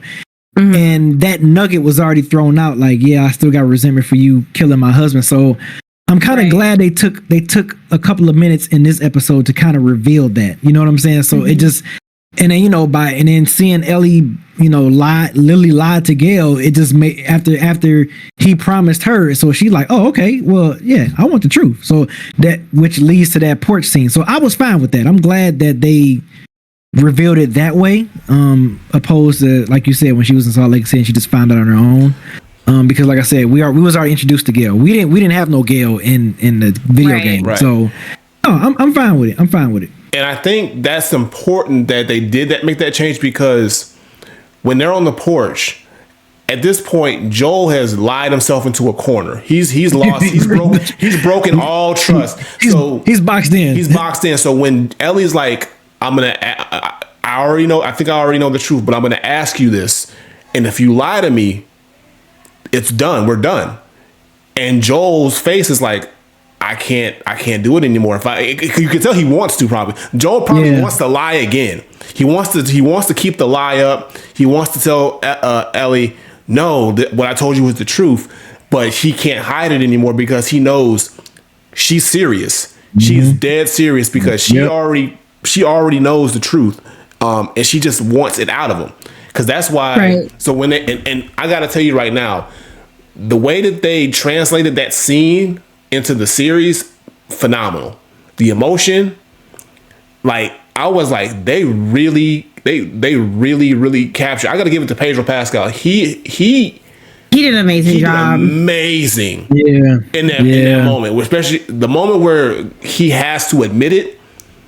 And you can just see in his face, the tears coming down his eyes, and just the struggle he's having to finally admit it. But also, once he admits it, it's like he has this sense of like relief, but also hearing Ellie saying, I'm willing to try again. I'm willing to rebuild this again. And him being like, okay, I still have a chance with her. And he's realizing, I just should have told the truth. I just needed to be honest with her. And all these years wouldn't have been wasted. All this time of us just being at odds wouldn't have been wasted. I should have just ripped the Band-Aid off early, because now, like, what have we lost? We've lost moments and memories and resentment and all this other stuff. And now we want to rebuild, but this is shortly after Joel being killed now. So now they lost all that time. So now Ellie's got to deal with all that time that they spent at odds. Like, and she could blame Joel, she could blame herself, but that could have been good times. That could have been, great memories that they lost out on, because when they finally had that conversation, it was shortly after that Joel gets murdered. He died. So it's like, yeah, it's kind of it's terrible timing. It's terrible timing. Yeah. But I'm glad, again, we're all glad, especially in the game and here, that the last moment they had that conversation. The last conversation they had was the conversation that needed to be had.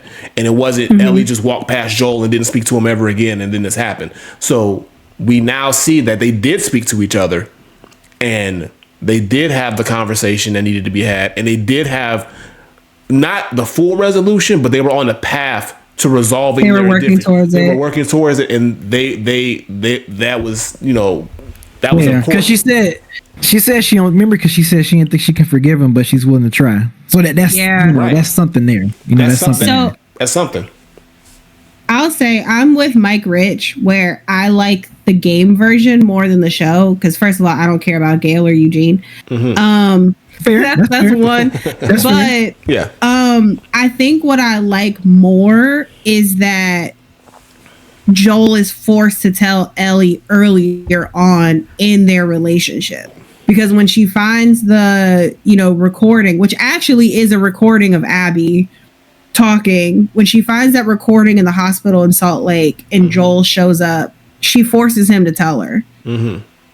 And she says the same thing. She's like, I'm gonna ask you one more time, you tell me the truth, or we're done. And he tells her, and I will say Pedro did a much better job acting that, and how difficult that was. Yeah. Yes, but I like the fact that literally, because she says in that moment, I'll go back to Jackson, but we are done. And it makes me feel like by the time they get to the porch scene, like she's had time to think about it, like mull it over, and really kind of figure out, can she actually like forgive him? Yeah. I'm gonna be so honest, I don't like having the porch scene in this episode. I feel like the porch scene needed to be at the end, because I feel like that porch scene does, and it could just be me, it could just be my interpretation of it. I feel like that porch scene makes everything that Ellie does make so much more sense, because I feel like up until that moment, yes, we know she's on revenge, she's trying to kill the person who killed Abby. And I think the game feels like it's a more tit for tat type of situation. And then when you get that scene and you see that they were trying to reconcile and Abby took that away from her, I feel like it's like, oh, she's also like running from the grief of never reconciling with him. Like they will never, she said, I don't know if I can forgive you, but I'm willing to try. Yeah. And this person took that away from her. Yeah. You took any possibility of us rebuilding our relationship, having a better relationship. And I feel like that just adds a whole different level or a whole different layer to like the pain that she's experiencing, and why because as we know in that third part, she is still so hell-bent on going after Abby. Yeah. And I think it sheds even more light, because it's bigger than you killed my father figure. It's like, you killed somebody I loved, you took away our future, you took away our reconciliation, and I have to live with the fact that like our last moments or our last months, years, whatever, were shitty. And that was of my own doing. But like, I feel like it, and I feel like at the moment that we see that scene, because if I remember correctly, I think Ellie is sitting in the water, literally just mulling over everything that she has done to get to this point, and she still can't do it. I'm sorry, guys. This is all types of spoilers. Well, she's lost. She knows she's lost Dina. She knows she's lost a child. She lost her 2 fingers. She can't play the guitar no more. And she's lost. And she's done so much. She's lost so much, and none of it will get back time. Yep. None of it is going to bring Joel back. None of it is going to give her the time that she was looking for. And I feel like that's why that scene stands out so much, being at the end of the game. Yeah. Yeah, no, so that makes sense. I didn't really like having it so early because I was just like, she's going to do some terrible things. And I need that scene to kind of be like a... Yeah, because that was literally the final... That was like our final scene of the game. That was like that was the final scene. What was the second to last scene. Second to last scene. Okay, yeah. Right after is her going back to the to the house. Yeah, to the yep. That's right. So yeah, I think what would have been, and I completely agree with that. You put that in perspective, but I think would have been a great way to end the season, based on what you were saying too. Is kind of like how we both wanted the season to end. I think if we would have had that porch scene happen right at the same time as Joel is being murdered. And that's our last thing. So basically, we have that conversation either before and then it's like they splice it together where, okay, we have, and Joel gets murdered. And that's the last. So now our lasting impression is they had this conversation, they want to try. And then she's playing that conversation in her head as she's watching Joel. And then Abby just, boom. And it's like, whoa. Yeah. So like, she's like, get up. But we see that this just happened, or this conversation we just saw this conversation happen. If we would have got that porch scene intertwined with Joel's death, it would have been very heavy, but I think it would have hit so much harder because it just puts everything into perspective leading up to that point. And then it's going to be like, oh, this is going to be scorched earth on a new whole nother level. Because it's like, okay, and they could, and I get it, because like, they wanted to follow the path, but based on what you're saying, because they want, I know they want to go in order of the game for the most part, or how the game flows, but I think mixing it up in those ways for TV would have just made that scenario so much more impactful. Or had the death happen in episode 6, and then kick off episode 7 with that porch conversation, because it's so fresh in our mind. And it's like, whoa, I still just like that, because I feel like even still, by the time we get to that part of the season, like Pedro's not going to be in it anymore. Yeah. And I feel like even that could have been like a nice little callback to Pedro Pascal. I like that conversation, because at that point, we're not getting any more Joel flashbacks either. I think it's literally the last time we ever see him. And I'm just like, I just feel like emotionally that it just hits so different, because you're playing the whole game like, damn, they never reconciled. They never reconciled. They never reconciled. Just to find out like they were really like on the cusp of it. They were right there. You look back at it, they were supposed to go on patrol together the next day, but they didn't. And it's just kind of, I don't know. I like that conversation so much better at the end.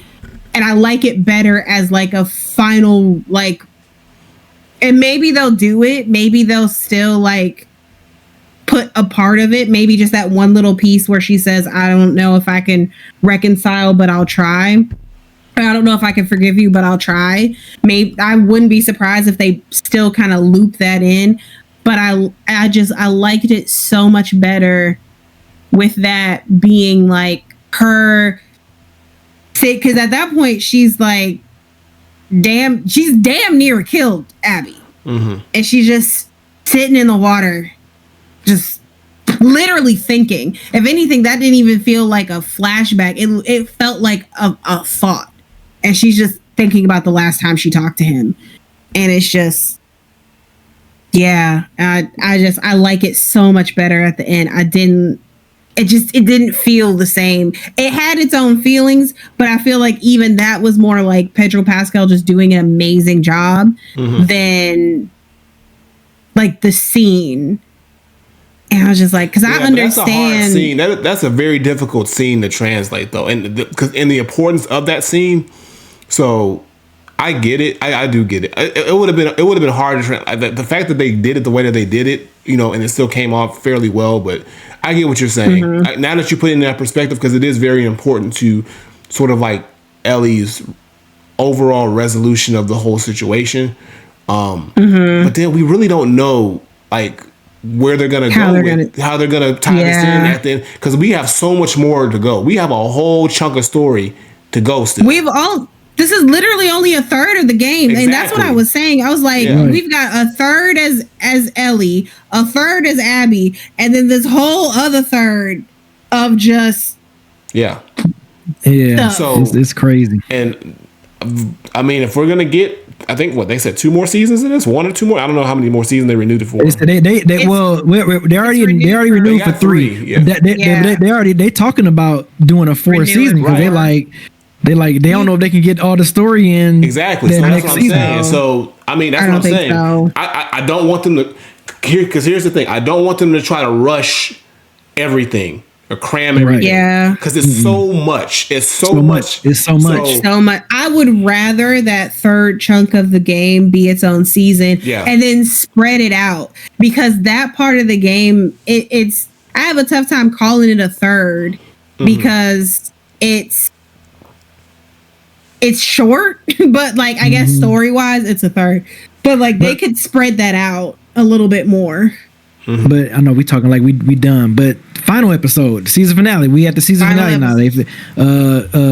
Convergence. It's the theater. So now we back to present time. The flashback episode is over with. We back to present time. We back from Ellie torturing Nora and killing her. And now she's back at the theater. She reveals to Dina that Joe was killed by the fire. That Joe massacred the Fireflies back in Salt Lake City, which is why which is one of the people that he killed was Abby's father, and that's why Abby did what she did. So Dina, she wants to go home because of course with the baby and everything is just too much. Right. So you notice on the episode, I forgot to mention this. I think I said it throughout this review though. Like now we're on the 3rd day. We're on Ellie's 3rd day in Seattle. This is really important. Yeah. Because the way it ends. So now we at the point of the game where they doing this on the TV show. Now Jesse is with us. So remember on the point of the game we playing with Ellie and Jesse is with us pretty much trailing us the whole time and having our back. And Tommy is already, I think, because you said this a few episodes ago. Tommy's already on. He's already in Seattle. So he's already out there. Yeah, Jesse's out to find Tommy. Where Ellie is like, I'm still looking for Abby. I'm still going to get Abby. So they are on the hunt. Well, yeah, they both together. They both agreeing to try to get through Seattle, and I think they got not a confrontation, but they both kind of hid away from a wolf confrontation. The wolf and the scars, because it wasn't. And then what man, I want to answer this. What's Ellie gonna do? She up here hiding, and then when they started taking the kid away, not a damn thing. Get up and walk like she was a T-1000 something. Ellie, sit your ass. She didn't even have her gun out. Like she wasn't gonna do nothing. What you gonna do, Ellie? She just be doing stuff. She don't. I'm like she don't be thinking, and that's the problem. That's what made that one scene between her and Dina so funny. When Dina was like, do not shoot first, and she's like, you really think I'm gonna shoot first? You do that every single time. Right. Yes. Mind you, they all shot first. Right. Like they forgot as soon as they got into that situation. But like, she shoot first, think later. Yes, exactly. And not even shoot first, walk out because no gun was out. Like, what are you doing? I think Ellie is doing? Ellie's got this false sense of security. She's got this confidence about her. She feels like, one, because she can't get infected. So she's walking around like, oh, what they gonna do? Bite me? I'm not gonna get infected. And she feels like she's trained enough, like to, with her guns and her combat skills to be able to fight off anything. So she thinks that she can get into any situation and she'll be okay. But these ain't infected. These are real crazy motherfucking people. Like, these are like, so it's not the same situation. And she doesn't assess the danger until she's in the shit, and she's got to find a way out of it, And when she's by herself, she makes she was making a lot of dumb decisions, or just kind of just not thinking, But again, that goes back to what you're saying, but just she's young. She's young. Yeah. She thinks she knows. She's a 19-year-old. Right. She thinks she knows better. They think they know everything. They don't know nothing. Exactly. They like the 18-year-olds that be like, I'm an adult. You don't know nothing about being an adult. You just turned an age that allows you to vote. It's crazy. Pay some taxes, get a job, then tell me that you grown. So now Ellie is still on her revenge tour. So she finds out that Abby is at the aquarium. Yeah. So before that, Jesse, he discovers that Dina is pregnant with that she's pregnant with his child. Yeah, remember they had that, and he makes that joke. He makes the jokes about it and stuff like that too. But he's like, but he's also like, what are you gonna say, that she's pregnant? Right. And she was like, oh shit, you was guessing? Like that had me. I was like, girl, come on now. Worst spy ever. Right. No, but you're right though, Granddad. So then they spot, they spot the aquarium, which I was like, oh shit. I was like, oh man, they really about to do this. Because I was thinking about the scene. I'm like, when I saw the aquarium, I was like, oh man, I think they about to do this. Yeah. Before that though, because I want to make note of this. So before going back to Jesse and stuff, so Jesse and Ellie, Jesse he realizes obviously he's the dad. And he's like, okay, I'm the pappy, but it's time to go back. So he's like, I'm ready to go back. I'm ready. Like think about like this at this point. What's the point? Like it's time to go home.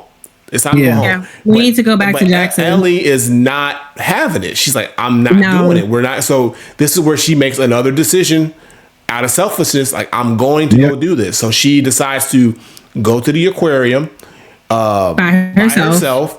And Jesse goes look for Tommy. He goes look for Tommy. Yeah. Because Tommy is the sniper who's shooting down the wolves, which I want to take a moment to say that I felt like a lot of the action sequences they made feel very much like the game. Yes, and I appreciated it. Yes, they did. Like, they were very game-like action sequences. So hearing them gunshots, and I was like, because the way that it goes in the game is like Tommy basically have your back. He's mowing them down so you could essentially make your way up to him. But at first, I don't think Tommy is the sniper. You just know there is a sniper. But yeah, I kind of wish that they had done that a little bit, like have them have to maneuver around the sniper shots like they do in the game, but they kind of just separated them off pretty quickly right after they found out. But again, they made it feel, they took a lot of like action elements of the game and made sure you felt it in the scenes that they filmed. Yeah. So Ellie now is on her way to the aquarium. The storm hits. She finds the little boat and she's in there and she's in the water and the waves are crashing. She's caught in the storm. Her boat tips over, and this is where they make another change in the game. So she washes on shore and she gets discovered by the scars. Now in the game, it's Abby who's in this situation and not Ellie. Yeah. So they switched it up. But that's right. Okay. Yeah. I thought something was different. I'm like, what is different about this scene? In this situation? But basically, the scars, we'll talk about the show. So the scars find Ellie, and it's this little kid. Little kid finds her, and that kid was ruthless. Ruthless as hell. So she was like, he said, she's like, so the kid goes to Mom Dukes, and then she's like, and Ellie, they're pulling her into the woods, and Ellie's like, I'm not a wolf, and then she goes to the kid, says, tell them I'm not a wolf. Like, the kid going back, the kid don't know you. The kid goes, like you said, get her out of here, bro. He said, gut her. Pack her up. Like, who is she? So they string up Ellie, and she's got the noose on the neck, and they're about the chick's about to gut her, and then, mind you, at this time, Isaac and the wolves are moving in to ambush and assault the scars, their village. Yeah, because what we know is that they have been gearing up for an attack, like the whole episode. Right. They've also taken over a Costco, which I thought was the smartest thing you could possibly do. Hey, got it all. But I'll say this, Poltergeist, I didn't think it was useless because I think we need to know about those explosions happening behind Ellie later on. And I think that's why we needed to go to that island. Like, if they just had those random explosions, we don't know what that is. But I think that's going to play a bigger part in Well, I know it's going to play a bigger part in Abby's story when we get to that in season 3. And I think that's why they did that, because it was like, look, something's going on over there. Yeah. Like their village is being attacked, and it doesn't pertain to us right now, but it's going to pertain to us later. Yeah. And we'll talk about that too. But also, I think, even though it's not what happened in the game, but I think this also goes back to the universe and it telling Ellie, bruh, just let go it go. Home. Go home. Let it go. Like this is an act of God. You're in a boat. A tidal wave crashes your boat. You wash up on shore. Okay, these insane people grab you up, string you up, and you're about to get gutted, and you get one more chance you get one more miracle because the other group's attacking them, and they said leave her. And instead of you saying, I think it's time to go home, you get right back on the boat and go straight back to where you was going. This is again, Ellie's so stubborn and she's so focused, but she's young and she wants what she wants. So this is the universe being like, okay, you gotta go. You gotta go. This is another sign from the universe. So she finally gets to the aquarium. This is the scene. When we get to the aquarium, she's looking for Abby, and instead of finding Abby, she comes across Owen and Mel, just like in the game. Yep. So this is the conversation we have. So she's like, "Where's Abby?" And again, they're saying "We let you live." Like, I'm the one who let you live. They're sticking to that "we let you live" story, knowing that don't mean nothing to Ellie. The whole "we let you live" thing is played out. You can tell me that all you want. Where's Abby? So Owen's like, okay. So Ellie's like, grab that map, point to where she is. I'm gonna ask you both, and if both of you don't tell me the same place, I'm killing you. Yeah, they got it down. Now, go ahead. They get hit right because we didn't see Joel do it. And I think in the game that's like the second time that Ellie does it. Right. So it just like, I get what she was trying to do, but like when they do it in the game, that shit is vicious. Man, it's like, vicious. It's vicious. It's like, you're going to show accidental me. Bullet. There's no accidental bullet. Right. No, I thought she accidentally shot. No, she stabbed her. She stabbed her. So in the game, Mel goes after and attacks Ellie. So she's dumb, you're pregnant. Right. But in the show, they wanted to build, again, this is another layer of Ellie, not only build some sympathy, but another layer of Ellie thinking about just being so focused on one goal that she doesn't think about the people that she affects or harms. So obviously, Owen, pulls out a gun, and Ellie instinctively shoots her. So shoots Owen through the neck, and then the bullet goes through Owen, and Mel's standing right next to her, and you see it hit like the back of a panel. So you think it just ricochets through the panel. So until later, you see that her neck is now spewing blood. So the bullet hits her artery. Went through her neck. Went through her neck, hits her artery. I was like, yo, what kind of gun you got that can shoot through someone's neck, graze someone else's neck, and then go through the wall? Right. I was like, bro. I'm like, sheesh. So Mel's on the ground, and she's like holding her neck, and she's like, you got 30 seconds. You got to cut this baby out. I'm pregnant. And Ellie's like, no baby out. Ellie's like, what? And she's like, okay, you're going to cut my baby out. I'm like, and Ellie's like, what the fuck you mean I'm about to cut this baby? I don't know what I'm doing. So she gets her knife, and Ellie's like freaking out. And I don't blame Ellie. You want me to give an emergency C-section?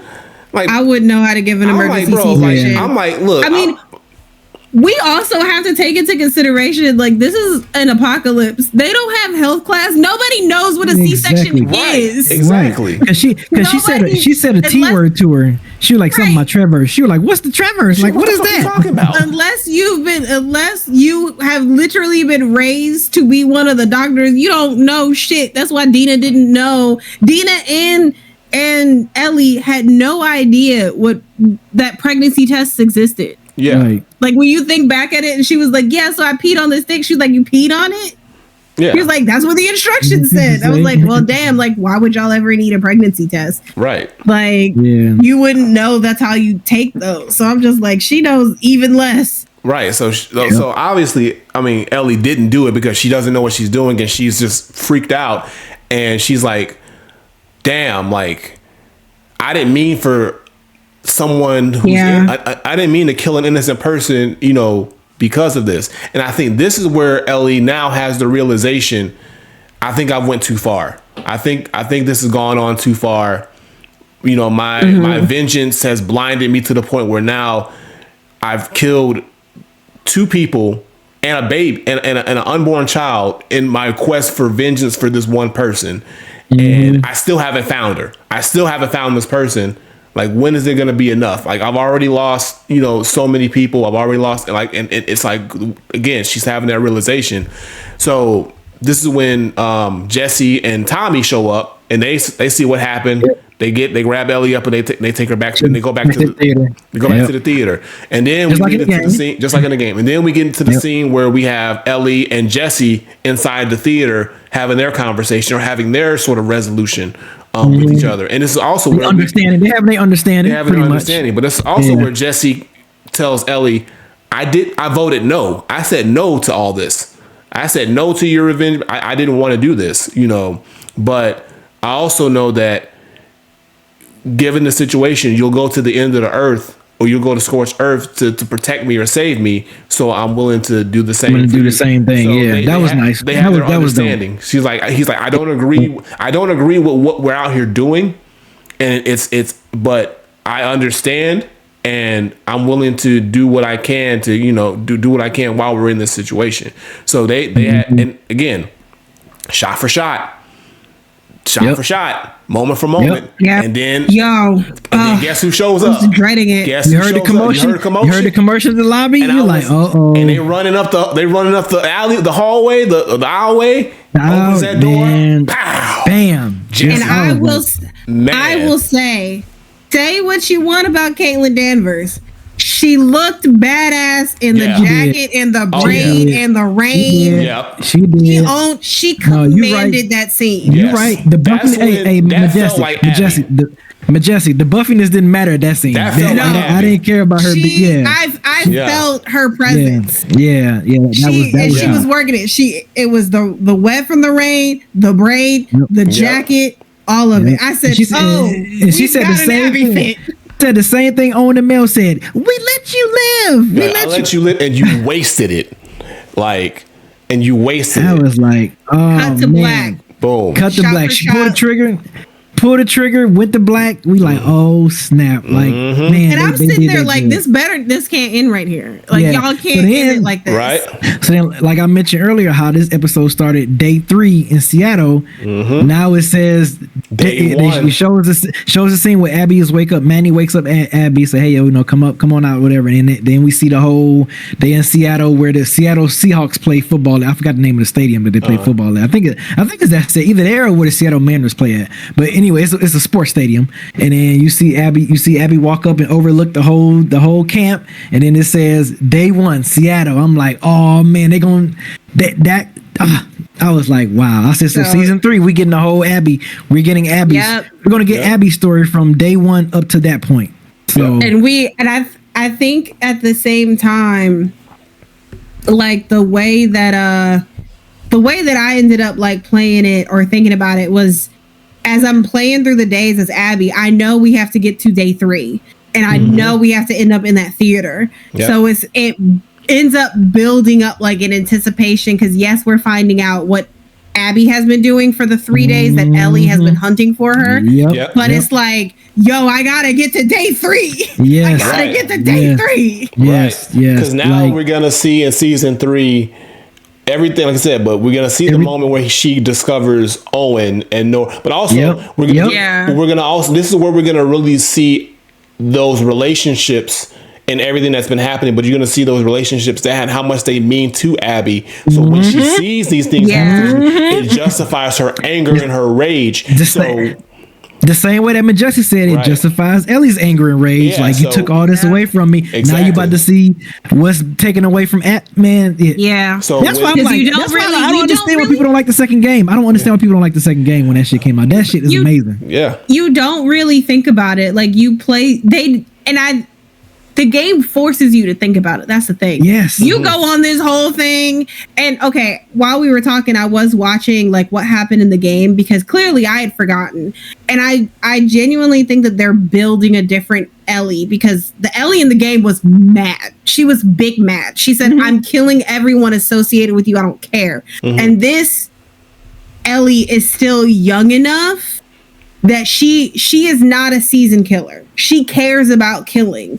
She said she left Nora alive, which actually was honestly worse. She should have just killed her. But she left her alive. She said when she ended up accidentally killing them, she didn't mean to. So I guess maybe that's why, because they're leaning into this, like, I think there's a duality to her. She has an anger, but she also has, like, she's still a kid and sarcastic and all of that. So I think the jokes balance her out in a way, but like she's definitely not as angry as Ellie is in the game. Because she doesn't even, Ellie finds out when she rolls over Mel's body that she's pregnant. Like Mel is stabbed in the neck. She dead. She can't. But so yeah, I think they're trying to, I don't know, give her more humanity. I'm not sure. But anyway, I missed what I was saying. Y'all go ahead. Oh, it's all good. It's all good. But yeah, man, this was season 2 of The Last of Us, man. Like I think you posed a question earlier, Majestic. Like, did we enjoy this season? I did. Like I said, it's a couple of scenes where I was like, yeah, they could have did this one better, or they could have did that one better. But that's just nitpicking. Overall, I feel like this is. I feel like Last of Us TV. I think this is the best video game adaptation out. I don't think no other video game has made a better movie or TV show than Last of Us. I think Last of Us is beating them all. Is beating them all right now. As a true adaptation, because even if we take into consideration like Fallout and Arcane, like those are inspired by stories, but they're not actually following a story. Right. So I think those are amazing adaptations because they are taking every aspect of what makes this game amazing. Yes. And telling but they're still telling an original story. Yeah. But but they what? Go ahead. No, I was like, they're just telling an original story in the world, but they're encapsulating the world so well that like it works. But The Last of Us is like a true, like we were saying, shot for shot, like adaptation of the story to make sense for screen. They're doing a great job of capturing that emotion for people who don't even game. Like for non-gamers, and shout out to my people at Frames Per Second, they don't play the game and they be like, oh my God, like the emotions of this TV show do the same thing for us when we play the game. You know what I'm saying? We like holy shit, like, you know, we like, oh man, like we doing all this, like, man, it's crazy, man. So I think this is knocking everything out the park as far as, you know, you're following the formula. You know what I'm saying? You're following the formula that works. Yeah, the way that I've had friends text me, be like, when season 1 was out, oh my God, I'm watching this new show, The Last of Us. Have y'all played it? Girl, that is my favorite video game. What are you talking about? I've played it 3 times. Yes, they don't know. They don't know about that. They don't know about. But it's good to see people resonating with it. But that just shows how strong this story is. You got to give it up to Neil Druckmann because he's crafted such a phenomenal story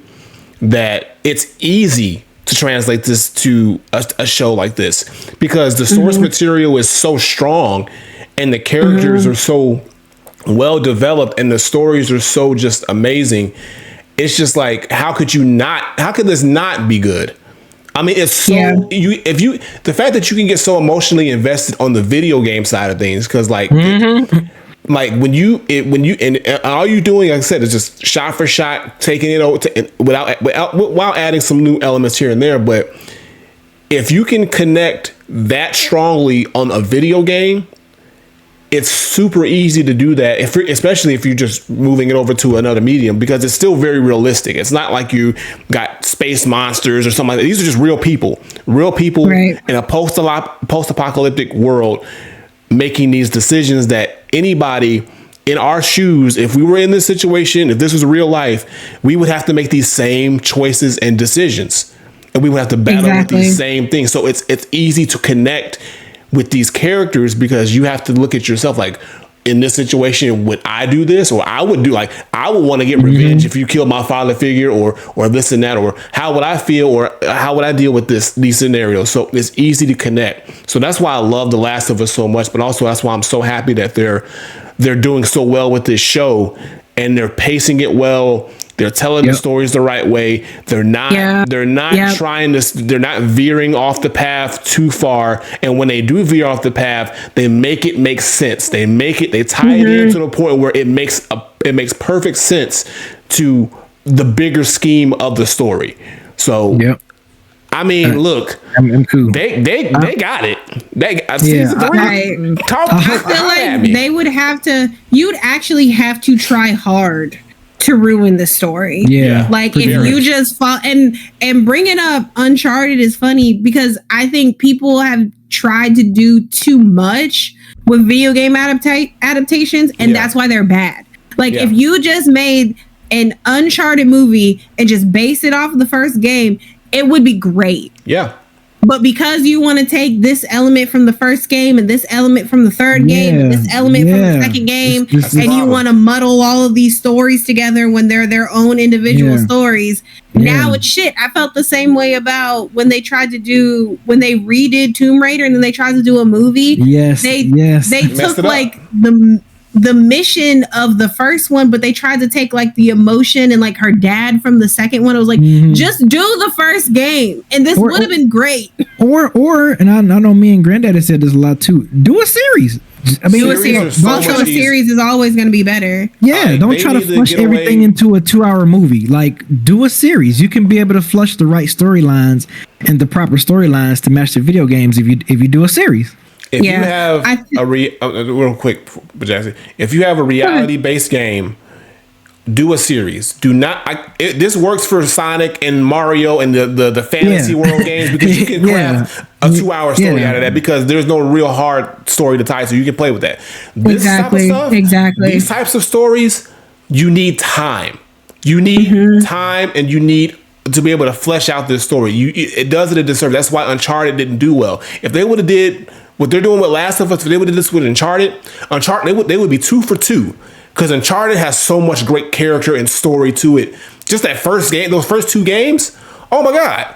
Oh, the series? Give me up. You have the amazing action sequences because you can have him having to climb his way up through a train that's falling down a mountain. Like, we could still have it. We could have all of it. But you try to do too much in a short amount of time. Right. And then you end up muddling the story to the point where, like, the story that you end up telling doesn't even really make sense. And Hollywood. It's just, But it was like, after seeing what they did with the season, I understand why it was 7 episodes. And it didn't need to be 10. It would have been too much if it was 10. Right. Yeah. I hope we get a season 4. Like, knowing that they're thinking about adding a season 4 because it's, so, like you said, Majestic, even after the second season, we're still like 1/3. We got all 40% into the game. And they cannot do the rest of the game in one season. No. They can't do it. They can't. They cannot. We're gonna have to get a season 4. We're gonna have to get a season 4. We're gonna have Beans to. 4 isn't milking it. Beans 4. 4 is it? No, if they tell the game is that long. You don't realize how long Last of Us 2 was. Like, that Last of Us 2 was a long game. Was so long, I remember being like, "Damn, it's more." Like, I remember playing that. Like, we still every got time. Right? Yeah, no, it's crazy. They need to get 4 seasons. But hey, all right, man, Majestic, thank you so much. One more thing. What's we gonna get Lev getting punched? No, of course. Bro, we gotta get the punch, bro. We have to get them punched into the car. If we gotta get punched to the garage, it was in the garage. It was the garage door. It was the garage door. Yeah. Beans, 10 episodes isn't enough time. They would have to shorten, in order to make 10 episodes work. They'd have to shorten Abby into 5 episodes and then try to wrap everything. Try to establish what happens after Abby and then wrap it up in 5 episodes. It's not enough time. You need another season. It's not enough time. Yeah. Another season. Yeah. So another 7 episodes for season 3. to center around Abby's story, and then we have the full conclusion, the confrontation. Give us 10. We could probably get 10 that season 4 probably, and that'll wrap it up. Also, King Karma, they've already said they're not venturing a story past games. So it's unless they create more games, we're not. Yeah, it's not going to be stretched. That's it. But I looked up the playtime. It's like 26 hours to play all of The Last of Us 2 and The Last of Us 1. I want to say it's like 15. Yeah, The Last of Us 1 was like 15, pushing 20 if you're a completionist. But The Last of Us 1 was one complete story, whereas this is like 3 separate stories in one game that overlap with each other. So it's crazy. It just makes more sense for them to break it up, and also it just makes the story stronger by giving it its own focus. Like again, we don't want to run the risk of them trying to jumble everything or cram everything into one season, because then it lessens the impact of the moments that's going to matter. So. Let Abby, like I'm cool. Like Abby's gonna shine, and we're still gonna get some. I know we're still gonna get our moments with Ellie, but this is gonna show now. Season 3 is really gonna like show, if they can really get this Abby story down. Because again, I think they will. I think they will. I think they will. I got good faith. I got good faith. Yeah, I think they will. I think, but I will say the one thing, Beans. I think if they were forced to stop at season 3, like say they don't get renewed for a 4, they could still stop it. Like they could just stop after day 3. We wouldn't have any true resolution, but like it's a little bit of resolution, because that's where you kind of get to the game and you're just like, there's more, and then you get to the game again, there's still more. Like that happened so much in the end of the game. So I mean, if they didn't get renewed for a season 4, they could end it with day 3, kind of. But I think they'll get renewed for a season 4. I think sometimes some instances are more inclined to get renewed than others, and Neil Druckmann might be that instance. Yeah. I mean, we'll see. Man. I mean, based on the success of the show, I don't see why they wouldn't. If it's season 3, season 3 is going to be probably just as successful as the first 2. So, and they renewed it. They renewed real fast for the second season. So, they renewed. I think it was like they renewed the second season right after the first episode, and they renewed the third season, I think, again right after the first or second episode. So, I knew it. When I started, I was like, they got to renew for at this season. point. The investment to the show is now. I mean, because you have the investment from the players, us people who know the story. They know we're going to watch it, but now they have a whole separate fan base of watchers who didn't watch the show but now are heavily invested because of how good this show is. So, and I think we're the gamers are the ones who are more invested, because I know a lot of people fell off when Pedro Pascal died. That doesn't mean that they're not going to binge the season later on. It's just they might have stopped watching weekly because they were upset about that. They ain't real. A lot of gamers was upset about it too when it happened in the game. We were all upset about. All of us sat there and said, "I don't want to play this game no more. Why am I playing this?" And we kept playing. A lot of us also intentionally killed Abby, aka me. I killed Abby so many times. I'm like, "Oop, you're falling off the ladder. Oh my god, my controller doesn't work. You're getting eaten." Oh, you was being petty. I was petty. I said, "You are not about to make me play as this kid." Like, I would do it. But then we found out she had a reason. She had reasons. I don't care. I haven't grown. Maybe I need to replay the game so that I care. Maybe I need to play it again so that I care, because I still didn't care. I finished the game and I still said fuck her and Dina. Damn, Dina catching strikes. Dina even do nothing. She was annoying in the game. She was. I was just like, I'm so sick and tired of your dumbass decisions coming out here pregnant. No one asked you to come with me, Dina. They really redeemed her in the show. They did. They made her useful. They did. Yeah, I agree. She was much better. I was like, I can tolerate her a lot on the TV show than the game. Oh. man. Now are we gonna get the damn sex scene in the show too? Probably. We gonna get it. It probably won't be as bad, but it ain't gonna be as. It's gonna be a little bit more pleasing to watch. It ain't gonna be as awkward to watch because, woo, when that shit happened in the game, I was like, hey, I don't know if I should be looking at this. I still have that clip on my stream because I was talking to chat and my TV used to be like over here. So I'm talking to chat and I literally turn, I'm like, boobs. I'm like just out there. It came out of nowhere. Just boobs and back shots out of nowhere, bro. I'm like, wait, what? I'm like, what is going on? They didn't even ease into it. It was like, boom, here you go. I'm like, dang, okay. Right? Okay. I was like, all right. I ain't gonna get a strike for this, am I? Well, Majestic, I really, really, really appreciate you coming on. I know this is like a usual thing for us now. Whenever anything involving Last of Us, all three of us have to talk about it. It's like every time. Yeah, man, I always appreciate you. And real quick, give the people where they can watch your reactions of this season as well too. Tell them where your YouTube channel. So I do have a reaction for every episode up on my YouTube channel, MajesticMadness15. I was doing them literally every Sunday. I'd watch the episode at 9, immediately start editing, upload by like 2 in the morning. But yeah, so all of my authentic reactions and thoughts. I feel like I need to go and like redo something for that last episode because I did not realize that's how that scene went. But I think I'm gonna do another playthrough as well. Because for season 1 I did do a episode by episode playthrough. So if you I did too. Yeah. If you've watched the show and you wanted to know like how much game equals each episode, like I have it broken down that way, but I didn't do it for this one. And I think I'm going to just do another playthrough and put it up on YouTube. And I do stream on Twitch. I still have some Last of Us clips from The Last of Us 2 and me playing The Last of Us 1 on there. But yeah, I do have some Last of Us content on the YouTubes. Make sure y'all check it out. Make sure y'all follow her. Follow Majestic, man. That's extended family right there, man. But as always, man, thank you guys for watching. Thank you guys for listening wherever you get your podcasts. And me and Granddad will see y'all for the podcast episode. And Majestic, how often you stream? When can they catch you? When can they catch your streams? Do you have a schedule?